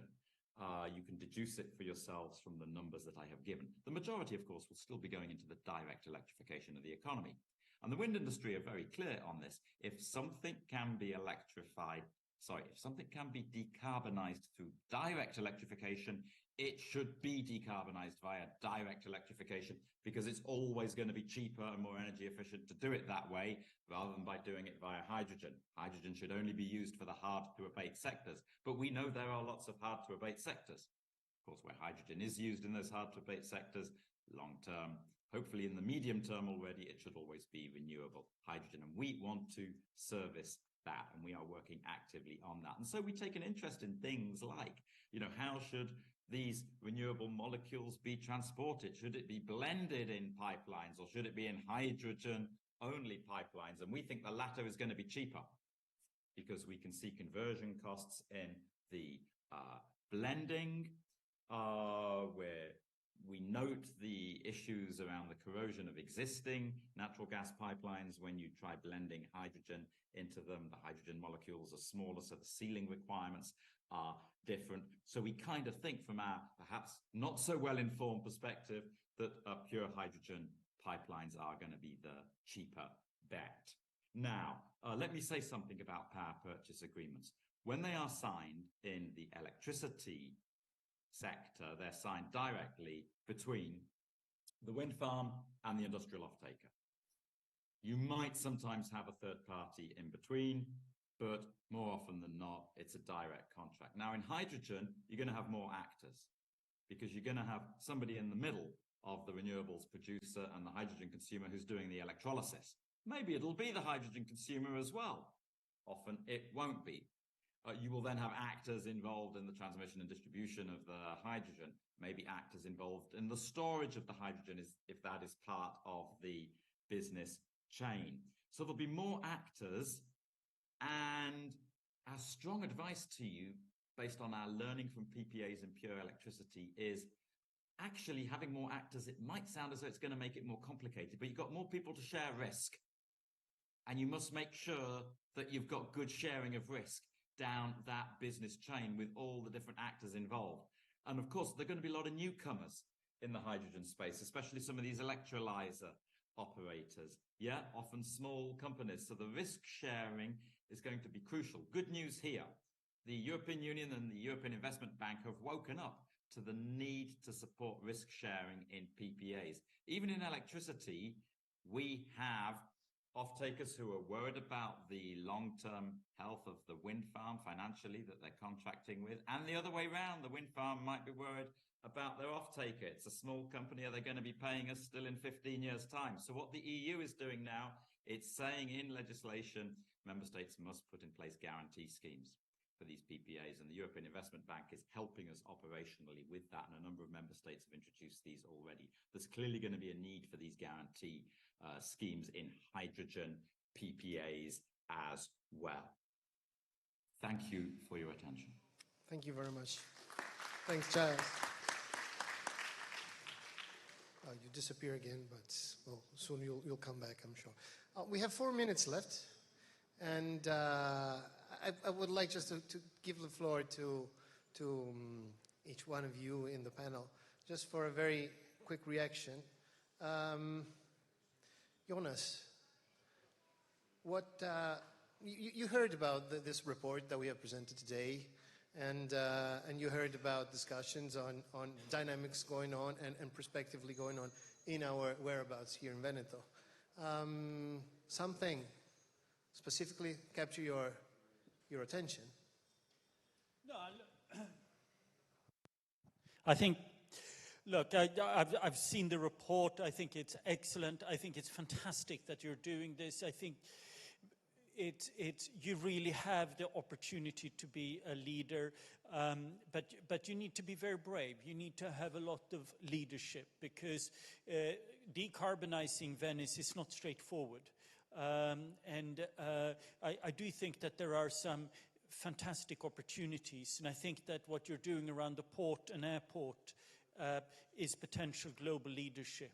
And I think we all recognize that it's very straightforward. For the airport, it's an absolute, it's not a nice add-on. It's an absolute critical part of the social, political, whatever license you want to have to operate an airport so close to a unique World Heritage site.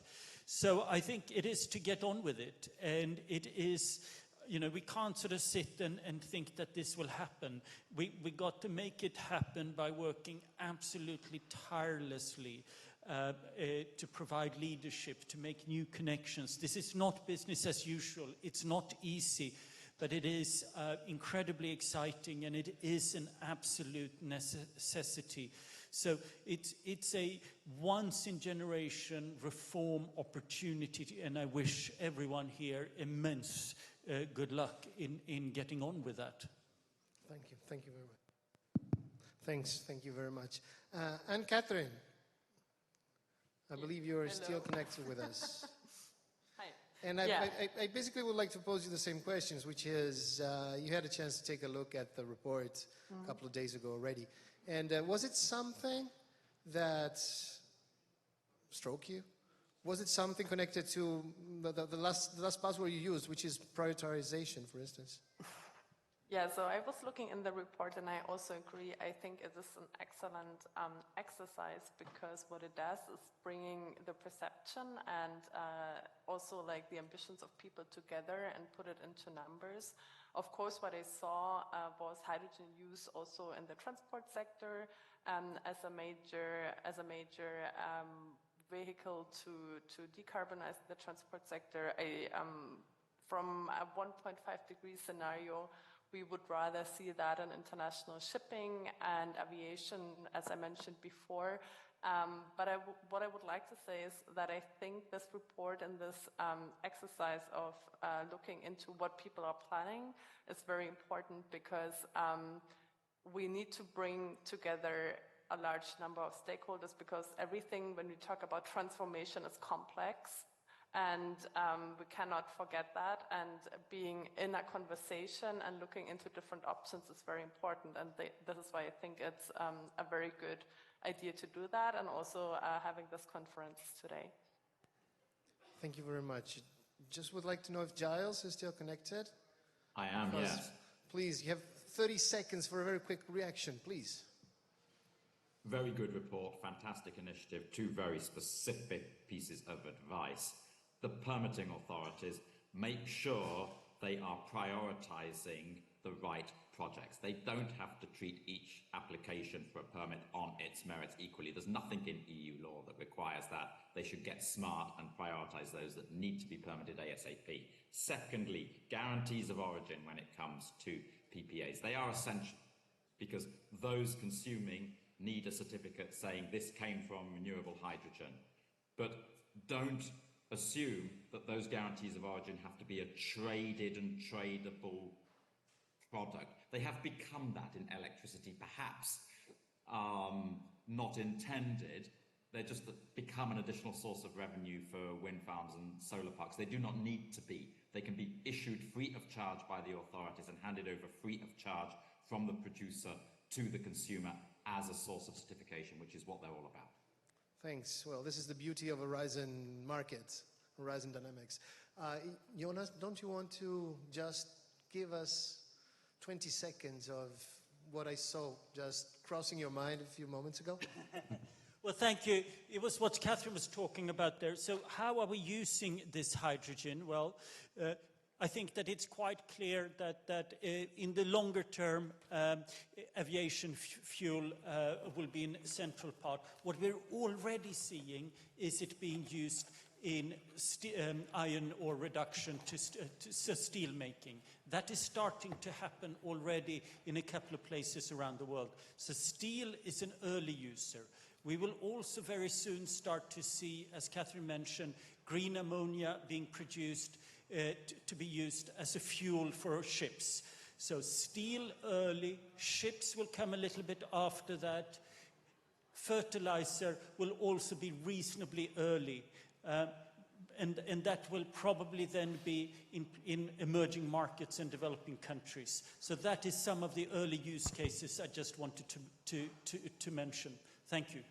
Thank you very much for giving us the screenplay of the development of this sector.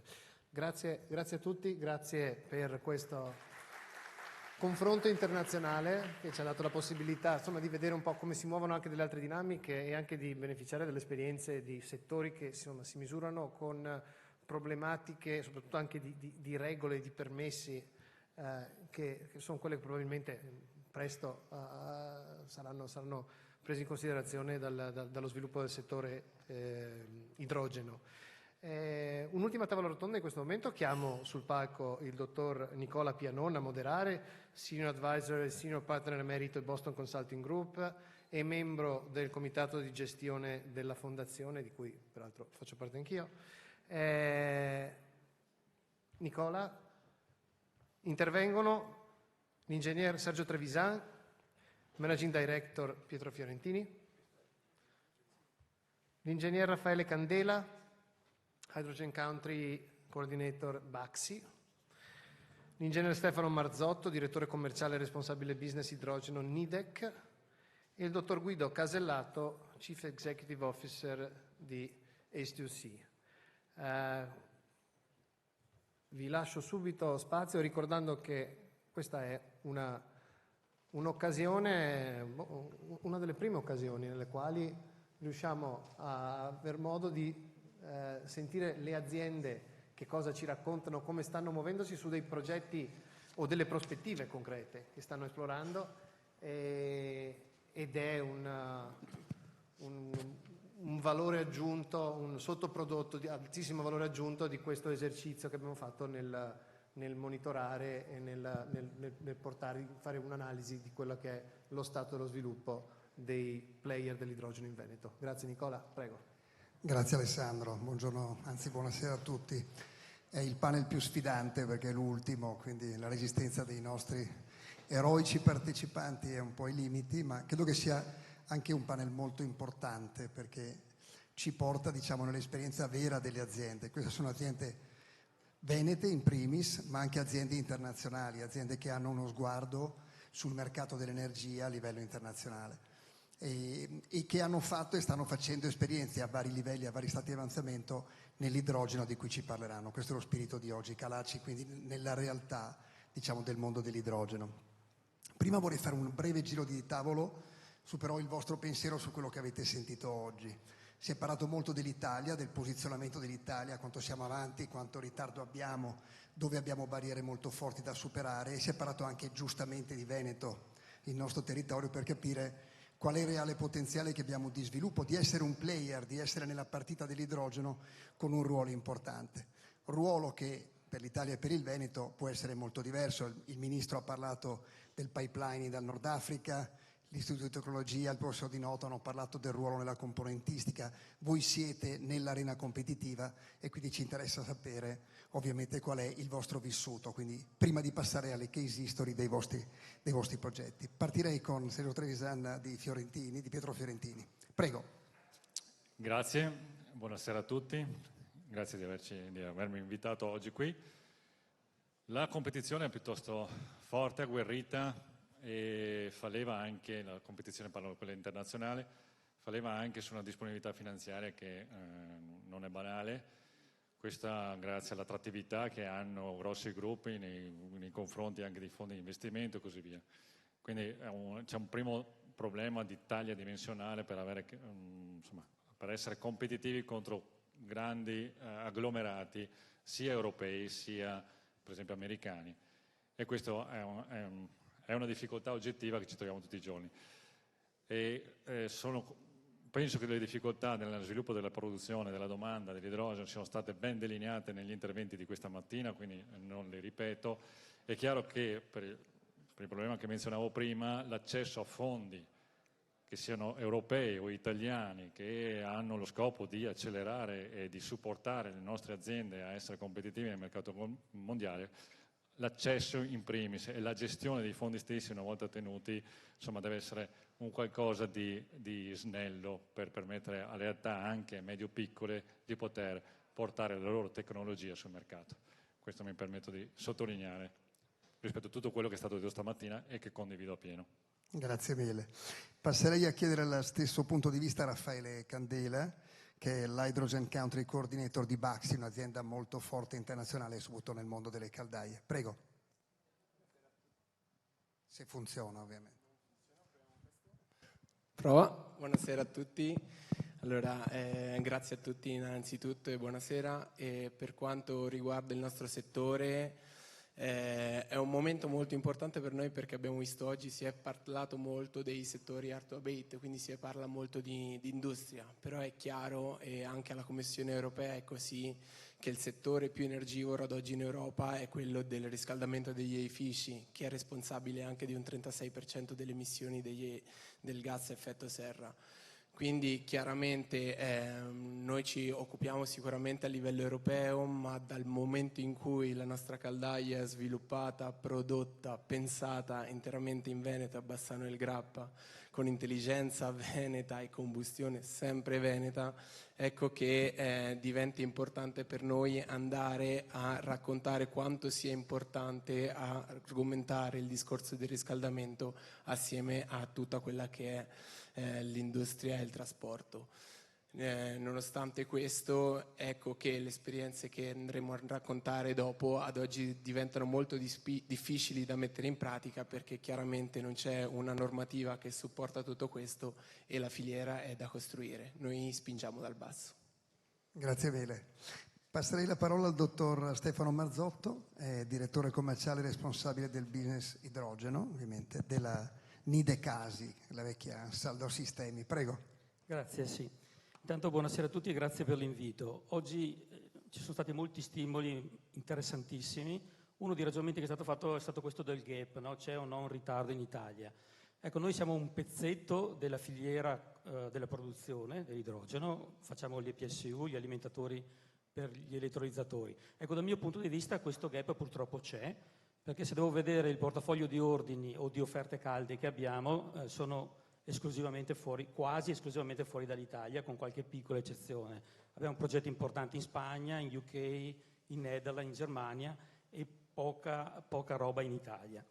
Secondo me le criticità sono due. Una è legata alla sostenibilità economica dell'idrogeno e su questa è chiaro che bisogna intervenire dall'alto con i finanziamenti, i sussidi, gli incentivi, come si è parlato prima, la capacità di attingere a questi, dal basso per quanto riguarda le aziende, le imprese come la nostra, nel lavorare, cosa che stiamo facendo per ridurre i costi. Il nostro contenuto ha visto una riduzione del costo di produzione del 30% negli ultimi 2 anni a parità di megawatt.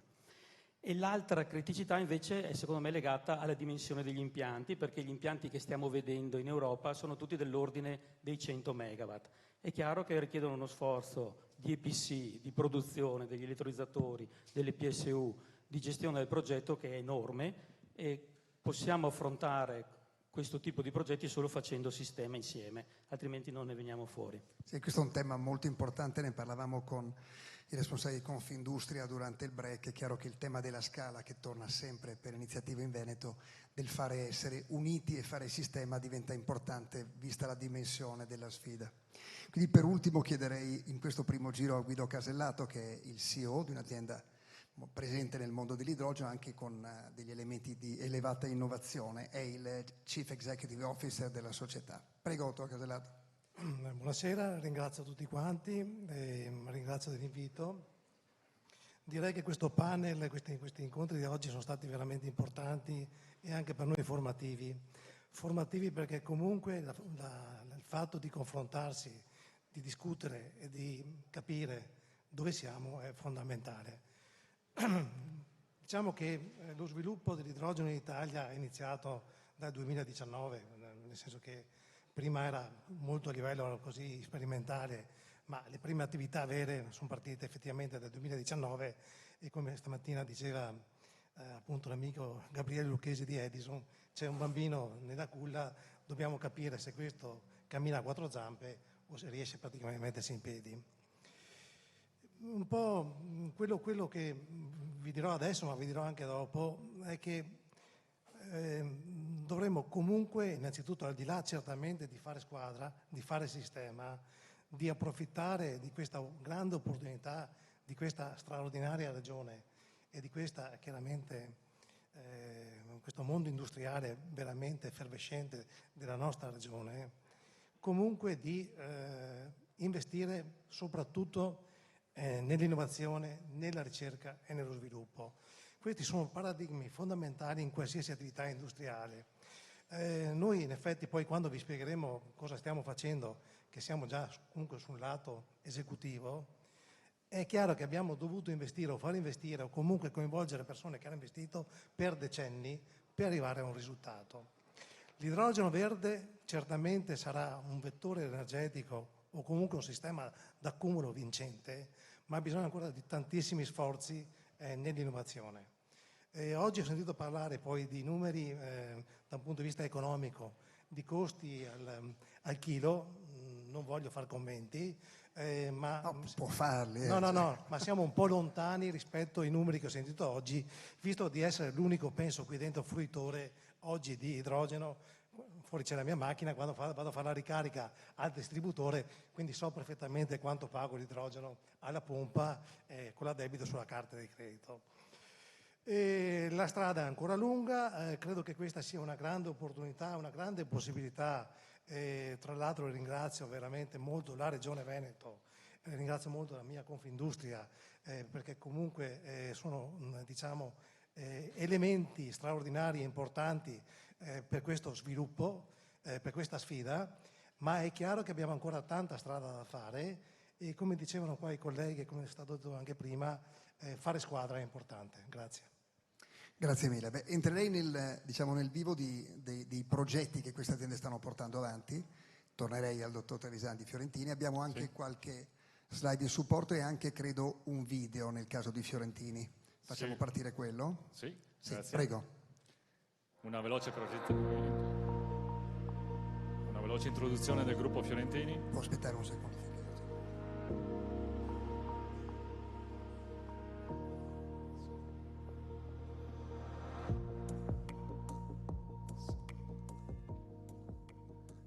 Si diceva una Prego. Grazie. Una veloce introduzione del gruppo Fiorentini. Stiamo parlando di un gruppo da 500 milioni di fatturato, 2.500 collaboratori.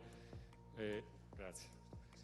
E una realtà industriale internazionale perché abbiamo siti produttivi in Europa, negli Stati Uniti, in Cina, India, eccetera. Gruppo, sin dall'inizio, stiamo parlando degli anni 40, quindi un gruppo storico, sin dall'inizio focalizzato sul trasporto e distribuzione del gas naturale. Chiaramente recentemente ci stiamo applicando molto tutte quelle che sono le energie rinnovabili sotto forma di gas, quindi in primis biometano e dopo e chiaramente anche molto sull'idrogeno. Come lo facciamo? Lo facciamo attraverso un grande investimento in ricerca e sviluppo, quindi interno, per rendere i nostri prodotti adatti a gestire una molecola diversa, quella dell'idrogeno, rispetto al CH4, e lo facciamo attraverso una serie di acquisizioni nazionali e internazionali di start-up che hanno una competenza specifica molto verticale, che però ci fa comodo per poterle in qualche modo levereggiare le loro competenze e portarle in un ambito internazionale. Nella slide che vedete qui è un'idea di applicazione delle nostre soluzioni. Nella fattispecie è indicato quello che è il nostro marchio che fa elettrolizzatori. Non è in Veneto ma è appena fuori, siamo a Desenzano del Garda. Si chiama ITER, usa una tecnologia innovativa, si chiama AEM, quindi è una tecnologia che fa... Quindi la prima azione sarà riportare in Veneto... Esatto. La nostra sede è a Vicenza, tra l'altro non ho menzionato, la nostra sede principale storicamente è a Vicenza. E quindi produciamo chiaramente idrogeno da fonti verosimilmente rinnovabili. L'altro marchio che vedete qui è Micropyros, che è un'azienda tedesca, qua siamo in Germania, a nord-est di Monaco. Loro sono specializzati nel fare quello che il dottor Alverà menzionava prima, quindi l'e-methane a lui non piace, però natural gas, cioè gas naturale da idrogeno con la cattura di CO2. Questo viene fatto in maniera biologica, quindi ci sono le archee che fanno questo, cioè mangiano praticamente CO2 e idrogeno e rilasciano CH4 e H2O. Questa è una tecnologia che abbiamo appunto in Germania e adesso chiaramente dobbiamo fare lo scale up e il primo sarà un progetto ERA, quindi siamo nella città di Bologna per il trattamento delle acque reflue e lì abbiamo un impianto, stiamo sviluppando un impianto da megawatt. Detta così chiaramente è molto attrattiva, dopo come sapete le sfide ci sono anche importanti, le vedete qui menzionate, insomma il tutto deve rientrare in una fattibilità di scala e quindi il nostro grande investimento in questa fase è quello di fare lo scale up della soluzione e portarla a un equilibrio economico che sia interessante per l'utilizzo finale. Altra tecnologia, guardando il futuro, perché tutti noi sappiamo che tutto quello che è stato detto oggi è sacrosanto, però la sfida di fronte a noi è molto importante, il gap da coprire tra quello che sarà possibile fare con le tecnologie esistenti e quello che invece sarà necessario fare per raggiungere gli obiettivi di riscaldamento globale voluti, il gap è ancora molto ampio e non può che far leva la soluzione sulla scoperta e la implementazione di tecnologie innovative. Noi ci stiamo provando, non è per niente facile, richiede un sacco di risorse finanziarie, ma lasciatemi dire che la risorsa principale che manca è quella umana, della competenza, per quanto ce ne siano, e in Veneto ce ne sono molte. Però insomma è sempre il collo di bottiglia maggiore nel portare avanti questo tipo di iniziative. Tecnologicamente qui stiamo parlando di una tecnologia, qua siamo a Milano, quindi non andiamo troppo distante, è una tecnologia, si chiama idrogeno, sapete che ci sono i vari colori, questo si chiama turchese. Qual è l'idea? È quella da un vettore anche di energia fossile, mettiamo il CH4, ottenere l'idrogeno con un sistema di pirolisi, però la parte carbonica non viene tolta con l'apporto di ossigeno, quindi viene tolta in maniera solida. Otteniamo polvere di carbonio che ha comunque un senso economico anche quello. Qua stiamo parlando di tecnologie future, quindi insomma TRL qua siamo ancora a bassi, siamo in fase di sperimentazione. L'idea è anche qui di portarlo il prima e meglio su scala applicativa, sperimentale, però reale, speriamo in Veneto, con un'applicazione in Veneto, e grazie anche a collaborazioni con i nostri colleghi qui, perché insomma stiamo parlando che qui ci vuole sistemi di potenza, un utilizzo dell'idrogeno a valle, insomma la sinergia di cui si parlava prima qui per portare sul mercato queste tecnologie sarà essenziale. Questo è una breve descrizione, due esempi sui quali stiamo lavorando, appunto in sinergia con anche, per esempio, istituti tipo l'Università di Padova, che ci sta supportando in molti progetti di ricerca. Sì, anche questo tema della collaborazione sia col mondo accademico che col mondo della ricerca scientifica è stato citato più volte oggi come una necessità, visto che siamo in un'area sperimentale. Il dottor Candela ci vuole raccontare cosa sta facendo Baxi di innovativo, ovviamente nel campo dell'idrogeno. Assolutamente sì, è proprio nel payoff di Baxi quello di deliberare sistemi innovativi di riscaldamento e raffrescamento. All'incirca nel 2016 ci si è chiesti se fosse l'elettrone l'unica via per la decarbonizzazione. Ci si è risposti di no perché ad oggi in Italia ci sono all'incirca 18 milioni di caldaie installate e non sarà assolutamente possibile andarle a convertire tutte in pompa di calore o sistema ibrido. Ecco quindi che dal 2017 è partito un piano di sviluppo di una caldaia di idrogeno che all'inizio ha portato a una prima sperimentazione con una prima prova su cabine in prova a vita accelerata di queste caldaie sul tetto del nostro plant a Bassano del Grappa, dove abbiamo il nostro centro di competenza. Ed ecco che attraverso 200 kW di fotovoltaico di 1 megawatt posto sopra il nostro impianto di produzione e grazie a un locale attrezzato con 2 elettrolizzatori abbiamo iniziato a sperimentare quella che è la combustione appunto dell'idrogeno. Combustione dell'idrogeno che ci tengo a dire non aveva letteratura, quindi è stata una bella sfida per quella che è stato per tutto quello che è il nostro centro di ricerca e sviluppo e laboratorio.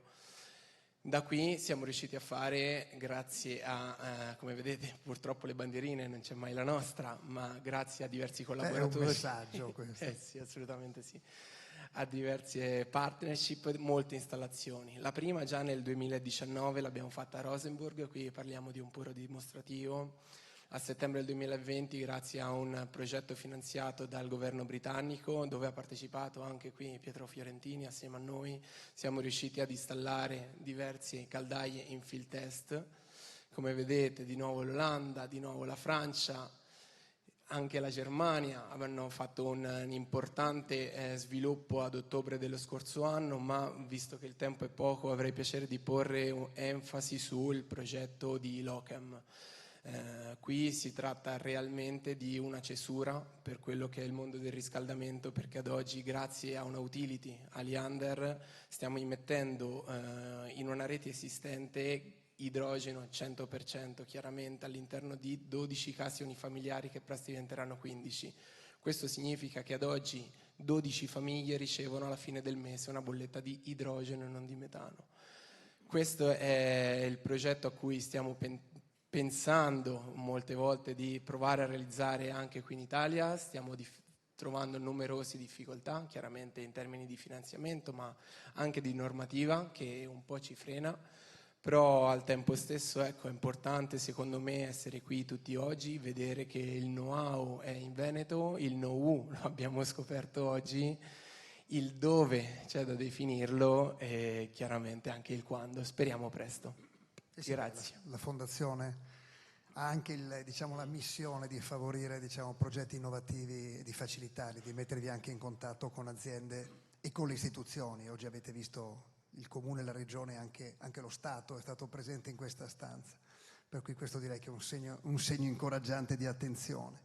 Dottor Marzotto, invece in IDEC che esperienze state facendo che può condividere con noi? Sì, allora l'azienda si chiama Nidec ASI come ha detto giustamente lei prima è Ansaldo Sistemi Industriali, che è stata acquisita da questa azienda giapponese che si chiama Nidec nel 2012. Però io sono qui oggi a rappresentare il centro di eccellenza dell'idrogeno per Nidec, che è a Montebello Vicentino, lungo l'autostrada, e a pochi chilometri da Pietro Fiorentini, e questo potrebbe essere un bel segnale. E lì abbiamo la ricerca e sviluppo e la produzione di tutto quello che si riferisce all'idrogeno.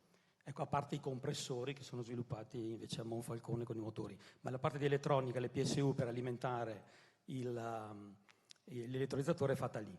E noi lavoriamo nel settore dell'energia in varie maniere, dall'oil and gas allo storage, alla power quality, agli EVCI per le auto elettriche, la propulsione marina, l'elettrificazione dei porti e l'idrogeno. Quindi è un ragionamento a tutto tondo nel mondo dell'energia.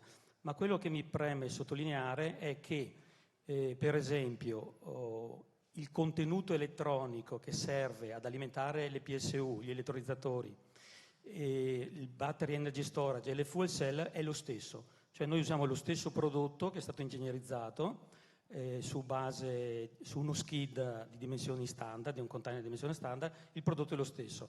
Questo ovviamente comporta delle economie di scala importanti, perché a Vicenza produciamo gli inverter per queste applicazioni nella quantità di 300 megawatt al mese. Purtroppo non per l'idrogeno ancora, solo una piccolissima parte dedicata all'idrogeno, ma il prodotto è lo stesso. E si posiziona nella catena dell'idrogeno dove vedete lì, insomma, nel comando dell'elettrolizzatore. È un prodotto di cui siamo orgogliosi perché questo è lo stato dell'arte per quanto riguarda il nostro sviluppo.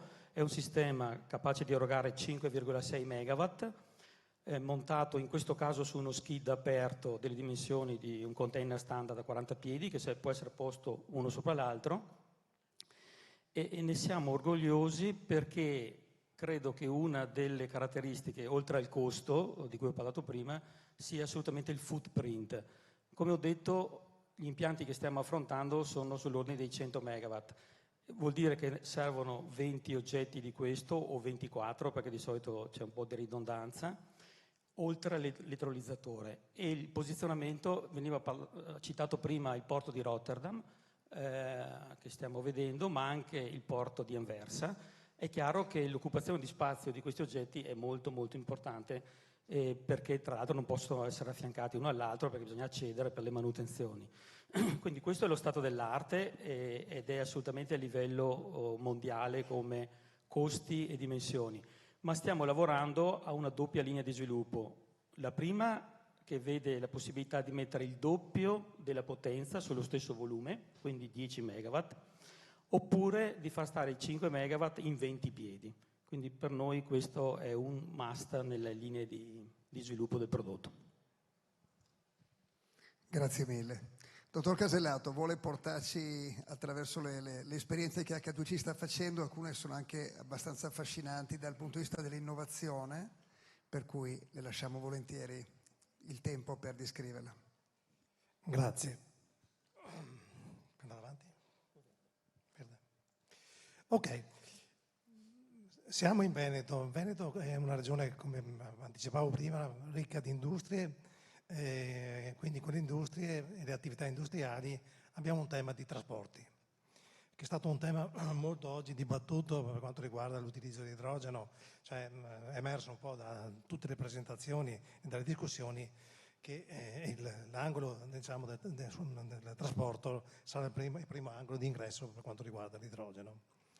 Quindi noi, come vi ho detto prima, abbiamo dovuto in questi anni capire quale fosse effettivamente la prima possibilità di entrare in questo mercato veramente importante, ma un mercato oggi ancora difficile, perché il costo al chilo dell'idrogeno è un costo, ahimè, oggi rilevante, dovuto comunque a tecnologie che sono chiaramente in fase di studio, di sviluppo e di miglioramento.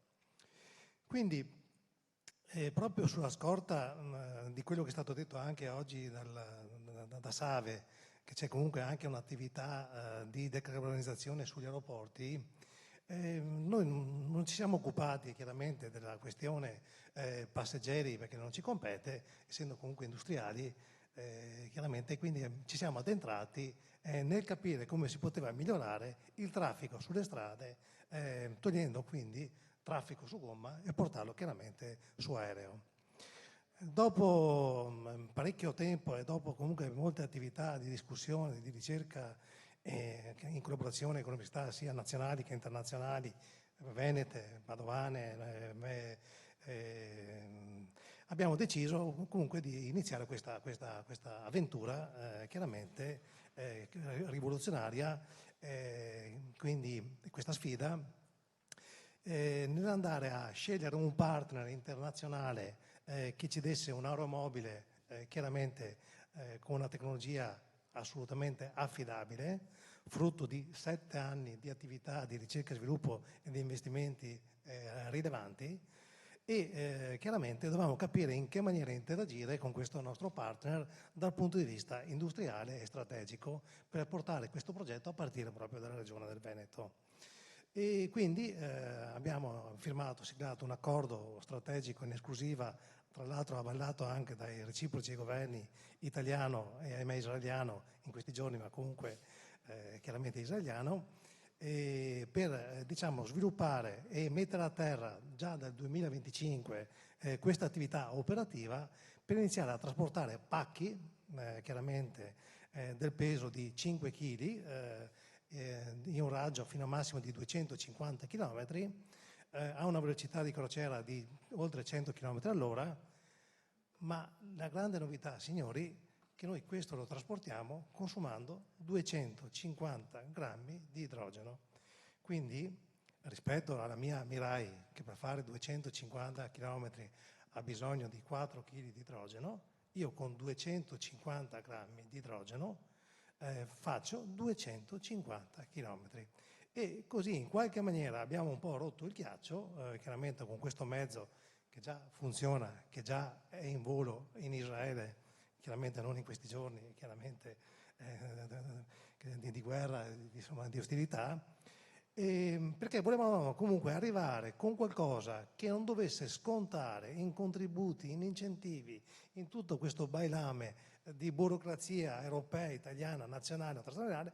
Noi comunque abbiamo deciso di investire, mettere mani al portafoglio e iniziare a sbarcare con questa iniziativa nel mercato per portare un servizio che partirà da questo primo aeromobile per poi portare questo secondo aeromobile dal 2026 che avrà un'autonomia di 500 km, quindi si fa Milano-Roma, fa una velocità di 150 all'ora, carica 100 kg e carica 1 metro cubo e consuma per 500 km 1 chilo di idrogeno.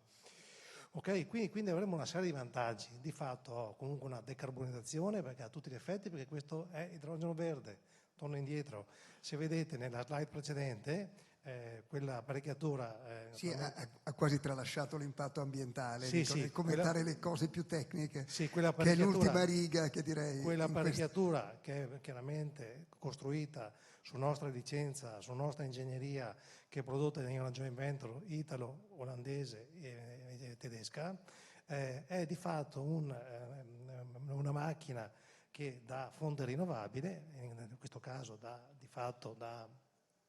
quindi fotovoltaico, produce idrogeno verde e ne produce sostanzialmente 5 kg al giorno, in modo da poter fare il rifornimento per tutta una flotta di chiaramente aeromobili per fare questo tipo di trasporto. Quindi siamo rientrati in un pensiero un po' diverso rispetto a quello che è stato espresso dalle persone questa mattina, che l'idrogeno si trasporta nelle tubazioni, si trasporta nelle navi, si trasporta sostanzialmente, chiaramente si trasforma in ammoniaca, poi si riporta in idrogeno. Noi riteniamo, per quanto riguarda questi piccoli consumi, questo ingresso nel mercato, iniziare quindi di fatto a portare dei servizi. I nostri servizi saranno operativi dal 2025, inizieremo a caricare merci e portare merci, ok? Quindi entro fine 2025 l'idrogeno verrà prodotto da questa macchina che si chiama CAB sul posto. Noi siamo partiti quindi dall'aria, questa è l'aria, ma in realtà assieme all'aria io ho creato, la mia ingegneria ha creato un ecosistema, perché è chiaro che quindi si parla anche quindi di una logistica. Tutto quello che movimentiamo all'interno dell'hub dove si muove l'aeromobile, avremo anche quindi muletti, carrelli, avremo furgoni chiaramente alimentati sempre a idrogeno prodotto sul posto, sempre da fotovoltaico. E quando parlo di fotovoltaico, la nostra filosofia e il nostro modo di pensare è che comunque l'idrogeno, essendo un vettore energetico, di fatto io andrò a utilizzare quell'idrogeno prodotto con tutta l'eccedenza di produzione che non viene utilizzata sul posto. Quindi lo scarto di energia elettrica prodotta da fotovoltaico verrà utilizzato per tutti i servizi che andremo a realizzare a terra. Ma in realtà proprio nella logistica normale, tradizionale, quindi a terra, potremmo anche installare quindi nuovamente questo sistema, sempre con questa tecnologia, quindi non solamente per i droni, ma per i muletti, per i furgoni e per sostanzialmente, chiaramente, i mezzi che girano all'interno dell'azienda. Per ultimo, siamo in fase, qui naturalmente gli accordi sono importanti perché il nostro partner, per quanto riguarda la partner muletti, è Toyota Handling Material. E per ultimo, questa sfida, siamo a Venezia, ci piace parlare di questa cosa, visto che comunque in tanti ce l'hanno chiesta. Ma perché non pensare a un sistema di logistica in acqua? Avete visto qui abbiamo disegnato un mototopo, è un po' una provocazione, ci piace, ma però abbiamo messo chiaramente il furgone, ma in realtà abbiamo messo il muletto. Ma perché in realtà nella logistica a terra non possiamo anche qui utilizzare quello scarto di idrogeno prodotto sul posto con questo macchinario senza quindi portare in giro idrogeno con costi, con impatti ambientali, con rischi e quindi di fatto alimentare di nuovo carrelli e di fatto imbarcazioni? Imbarcazioni che potrebbero essere anche nel mondo dell'eticultura, perché l'eticultura comunque ha bisogno di sostenibilità. Grazie, no, mi sembra un esempio di creatività veneta e anche di trovare delle applicazioni immediate, come lei ha detto, perché ovviamente si sono aperti tanti interrogativi su quanto l'idrogeno può diventare un mercato competitivo da subito. Invece questa idea, 2025 è domani mattina, quindi il fatto di poter fare. Magari io, visto che abbiamo ancora qualche minuto, vi darei un piccolo giro di tavolo, magari per dire ciascuno di voi, magari portiamo direttamente dal tuo Casellato che ha il microfono, per dire per scalare questa iniziativa. Di cosa avreste bisogno? Che cosa vi piacerebbe? Non c'è tutta l'audience rimasta, il ministro non c'è più, magari abbiamo comunque delle persone delle istituzioni della regione e anche delle grandi aziende. E se non sono presenti oggi, la Fondazione è un forum che ha all'interno praticamente tutte le grandi aziende italiane, oltre alle istituzioni che contano. Se doveste chiedere qualcosa per scalare ciò che state facendo a un business più rilevante, che cosa chiedereste? Proprio una battuta, abbiamo ancora comunque un minuto e mezzo a testa. Ok, sicuramente, come ho detto durante la mia introduzione, il rapporto di collaborazione con gli enti locali, con le università, con le associazioni locali è fondamentale. Portare la cultura dell'idrogeno a casa è fondamentale. E la collaborazione tra colleghi, tra operatori, tra industriali è fondamentale. Il confronto internazionale che noi facciamo tutti i giorni, perché abbiamo comunque fortunatamente le video call che ci aiutano nelle discussioni, è fondamentale. Partecipare ai tavoli di lavoro internazionali. Vi faccio un esempio, io mi ritengo fortunato perché comunque la nostra azienda fa parte del gruppo di studio di Valencia Port, dove di fatto funzionano GRU e Travel Lift praticamente ad idrogeno, e quando ci colleghiamo siamo collegati in 70 da tutto il mondo ed è un confronto sulle esperienze che noi tutti facciamo. La cosa che mi spaventa naturalmente è la burocrazia. La burocrazia chiaramente da parte degli enti e chiaramente la burocrazia finanziaria, che nonostante faccia dei grandi proclami che l'ESG è bello, ma quando gli parli sostanzialmente di progetti, soprattutto avveniristici, se la fa sotto. Grazie. Dottor Marzotto, se dovesse chiedere qualcosa a questo audience o a questo grande tavolo di lavoro che è la Fondazione, cosa chiederebbe? Ma sicuramente, anche secondo me, a parte il tema dei finanziamenti, che è scontato, ma oltre a questo la certezza normativa, la certezza e la chiarezza, che credo fosse quello a cui si riferiva anche chi mi ha preceduto, perché a volte è difficile capire, uno interpreta in una maniera, in un'altra, enti di diverso livello danno interpretazioni diverse. Io ho una piccola esperienza anche da amministratore locale che si interseca con questa. Sa di cosa si parla. Sì, ahimè sì. Ecco, c'è tanto room for improvement, dicono. Grazie. Tanto spazio di miglioramento. Dottor Candela. Io assolutamente condivido quanto è stato appena detto in termini di finanziamento e normativa, ma quello che vorrei proporre è appunto di dar seguito a eventi come questi, con appunto tavoli di lavoro dove istituzioni pubbliche facciano da facilitatrici. C'è bisogno di questo in Italia. Per il resto, anche prima sentivamo copy and paste. Abbiamo qua su questo tavolo già delle aziende che hanno delle esperienze fuori, basterebbe provare a replicarle qui. Grazie. Grazie. Dottor Trevisani. Sì, è già stato detto tutto. Quello di cui abbiamo bisogno, e che credo che sia anche importante come finestra verso l'estero, sono anche dei campi di applicazione dove provare in maniera sperimentale tutte queste tecnologie surreali prima di fare lo scale up. Cioè avremo bisogno di collaborazioni con enti locali eccetera che abbiano volontà di darci una mano nell'applicare queste tecnologie e dimostrare la loro sostenibilità.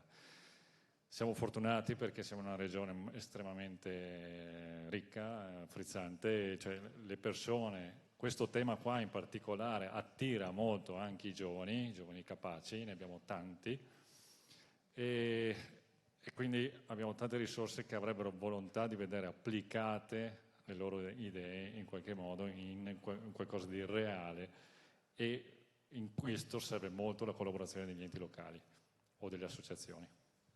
Grazie mille. Io prima di ridare, come giusto per la conclusione, ad Alessandro Costa e poi alla Regione del Veneto, credo che possiamo impegnarci come fondazione, siamo io come membro del comitato di gestione, ma anche Alessandro, il cantiere idrogeno sicuramente può essere una sede nel quale possiamo riflettere su come dare voce e dare spazio a dei tavoli di lavoro che aiutino progetti come i vostri a crescere. La fondazione esiste per questo, ecco. Poi quanto più riusciamo a farli nel territorio del Veneto, quindi non a Desenzano, questa è una battuta, ma chiaramente saremo ancora più felici. Alessandro, ti abbiamo risparmiato 2 minuti e 29 che saprai sicuramente usare in modo prezioso. Bravissimo Nicola, bravissimi tutti quanti, grazie mille.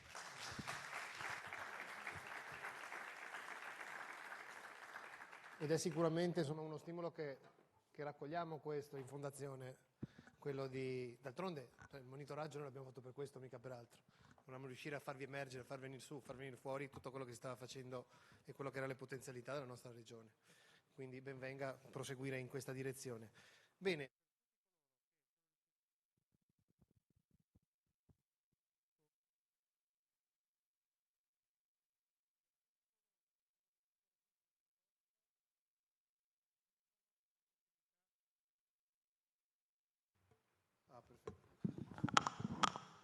Vincono la possibilità di ascoltare le conclusioni che tirerà il dottor Nuccio Romano, direttore area politiche economiche, capitale umano e programmazione comunitaria della Regione del Veneto e anche lui consigliere di gestione della Fondazione Venezia Capitale Mondiale della Sostenibilità. Prego Nuccio.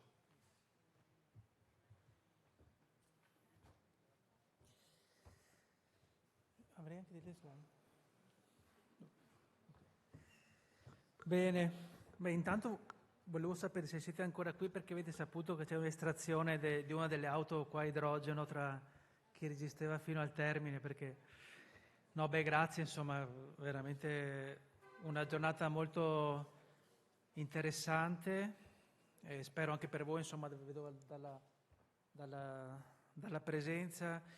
Voglio partire da questo, è stato detto, insomma, la Regione, come sapete, insomma, è tra i soci fondatori, anche ideatori, direi, della Fondazione Venezia Capitale Mondiale per la Sostenibilità, che è composta di vari cantieri. 2 dei cantieri sono coordinati dalla Regione, quello idrogeno da me e l'altro che riguarda sempre il tema della transizione dal mio collega Luca Marchesi e credo, insomma, oggi un po' di soddisfazione, insomma, per questo lavoro che abbiamo fatto insieme. Oggi abbiamo visto il contributo che l'idrogeno può dare agli obiettivi della decarbonizzazione, alla neutralità carbonica entro 2050. È ovvio che qui c'è un impegno che è comunitario, nazionale, regionale, locale. Oggi sono molte parole chiave, ovviamente non faccio conclusioni anche perché non sarei in grado, però alcune parole chiave, alcune sfide le abbiamo sentite. C'è un tema fondamentale che tutti i relatori di cui hanno parlato, che riguarda l'abbattimento del costo. Come sapete, adesso a novembre ci sarà questa prima asta, questa prima sperimentazione anche della Banca Europea per l'idrogeno. Vedremo che tipo di risultati ci saranno. Non sono molte risorse, 800 milioni sono pochi, però insomma una prima sperimentazione su cui, insomma, speriamo che anche dal nostro territorio ci siano delle candidature. Poi c'è una questione in generale che riguarda l'efficientamento del sistema, su cui ovviamente ci sono anche delle opportunità offerte dalla Regione. C'è il tema fortissimo di costruire una filiera locale che consenta di sostenere la diffusione dell'idrogeno verde, e questo l'avete detto in molti di voi. Credo che sia una delle cose su cui possiamo effettivamente lavorare, lo diceva tra gli altri anche il professor Di Noto. C'è il tema delle competenze disponibili, c'è il tema anche di avere delle persone che lavorino, dei giovani che lavorano, ne abbiamo pochi, ed è un tema anche questo. C'è il tema delle tecnologie, dell'innovazione, e poi questi appunti li ho presi prima dell'ultimo panel, è venuto fuori, quando c'è un imprenditore c'è sempre un tema che peraltro condividiamo anche noi come istituzioni, che è la questione della normativa, e qui credo che in campo energetico veramente è difficile lavorare. Abbiamo continuamente normative che si sovrappongono, tra normative anche nazionali e regionali, normative che cambiano a livello comunitario. È chiaro che questo è un tema molto importante, è emerso nella mappatura che abbiamo fatto noi come Regione, è emerso nel lavoro che ci è stato presentato stamattina a SNAM di H2IT, ne ha parlato anche Edison. Insomma, è un problema veramente fondamentale su cui bisognerebbe fare molto di più. Qui se ne è parlato nel panel internazionale, c'è la direttiva RED3, su cui ovviamente non mi soffermo, solo un flash, però qui ci sono alcuni passaggi importanti che poi riguardano il lavoro che facciamo anche noi come Regione. Una delle cose fondamentali di questa direttiva, a mio parere, è che viene sancito un equilibrio tra interesse energetico e tutela del paesaggio. Chi lavora in questo ambito sa quanta difficoltà c'è tra conciliare normative che hanno obiettivi completamente diversi. Ci sono obiettivi ambiziosi, forse troppo, anche a livello comunitario si sa che sono obiettivi difficili da raggiungere, ma è giusto avere obiettivi alti per cercare quantomeno di avvicinarsi. E c'è un altro passaggio molto importante nella direttiva che riguarda una riduzione drastica dei tempi per le autorizzazioni, e qui veniamo un po' anche al tema della normativa dell'incertezza. Parliamo di efficienza, e quindi il Veneto con le sue aziende, abbiamo sentito alcuni casi bellissimi, alcuni di questi li conoscevo, altri no, può giocare un ruolo importante. La mappatura è stato un lavoro che abbiamo voluto fortemente come Regione, abbiamo lavorato tanto con la Fondazione, ma in particolare con BCG, quindi non faccio i nomi di tutti, però insomma voglio ringraziare in particolare Nicola Pianon e tutto il gruppo, ovviamente, e Romanin. Emerge un elemento di sfida per la competitività del sistema sostenibile del Veneto, che possiamo potenziare anche con il contributo della programmazione regionale, per innovazione, per ricerca. Ricordo che in Veneto abbiamo le cosiddette reti innovative regionali, 21 reti innovative regionali che sono insomma finanziate dal FESR, e che anche nella programmazione 21-27 vedranno una quota di risorse abbastanza importante, parliamo di circa 80 milioni di euro. E abbiamo uno spirito imprenditoriale che si è visto, una fabbrica, potremmo dire, diffusa, no? Una grandissima fabbrica diffusa in tutto il territorio regionale di eccellenze. Vi faccio vedere solo questa slide che riguarda quello che l'ho detto stamattina anche l'assessore Marcato, alcune delle risorse che abbiamo messo all'interno della programmazione del FESR, una parte sulla ricerca, qui in particolare dell'idrogeno, ma poi appunto, ripeto, ci sono reti innovative regionali, e poi una parte, diciamo, che riguarda la produzione, ma ovviamente insomma terremo conto anche di quello che abbiamo detto oggi, così come non ne abbiamo parlato oggi molto, c'è tutto il REPowerEU, le risorse che ci sono a livello comunitario, circa 300 miliardi, le risorse che poi ci sono sulle programmazioni del PNRR, dei fondi della politica di coesione. Una battuta sul PNRR: è chiaro che si vede che è un documento fatto pre-crisi energetica, è ovvio che se si fosse fatto dopo si sarebbero potute mettere più risorse, forse anche prima si potevano mettere più risorse, perché se confrontiamo le risorse che ha messo l'Italia in materia energetica e le risorse che hanno messo altri paesi, non so, la Francia, vediamo che c'è una differenza significativa. Adesso il governo, insomma, abbiamo partecipato anche a alcuni incontri, sta probabilmente vedendo di spostare alcune risorse e mettere più risorse in campo energetico, credo che sia fondamentale. chiudo con una serie di ringraziamenti. Intanto devo dire che questa sede è veramente bellissima, non ero stato dopo insomma, l'iniziativa del Comune di Venezia che l'ha ridata insomma, a tutti noi, e quindi insomma, la utilizzeremo. Credo che sia un po' un luogo che in qualche modo richiama anche un dialogo sociale, e quindi anche con questo mi aggancio a quello che abbiamo anche noi come Regione come principio fondamentale quando facciamo qualsiasi tipo di attività. Sicuramente in materia di programmazione quella del partenariato. Abbiamo costituito un partenariato per tutta la politica di coesione composto da circa 90-92 soggetti, e credo che vada richiamato perché è fondamentale. L'ho sentito nell'ultimo anche parle dei nostri imprenditori che hanno chiesto più occasioni anche di promosse istituzioni pubbliche, come oggi insieme alla Fondazione, come altre iniziative che facciamo, che faremo come Regione. E credo che sia fondamentale, avete detto, lavorare in rete. Credo che in Veneto questo ci sia. Abbiamo un'ottima collaborazione a livello istituzionale, sia tra istituzioni pubbliche, non solo tra Regione, Comune di Venezia, Fondazione, ma in generale col sistema universitario, e con il privato, con la parte delle categorie delle organizzazioni sindacali. Ringrazio per la mappatura, ho già ringraziato una parte, ma anche voglio ringraziare insomma il mio staff con Rita Stefanuto, Elisabetta Grigoletto e Moreno De Rosso, che oggi non c'è, ma che ha collaborato insomma anche a sviluppare il questionario. Direi che chiudo con l'augurio che si possa passare per l'idrogeno da un mercato di nicchia a uno di massa. L'avete detto con altre parole prima, no? Che il neonato cammini, io direi che possa anche correre, quindi chiuderei con questo augurio e buon lavoro, alla prossima a tutti. Grazie.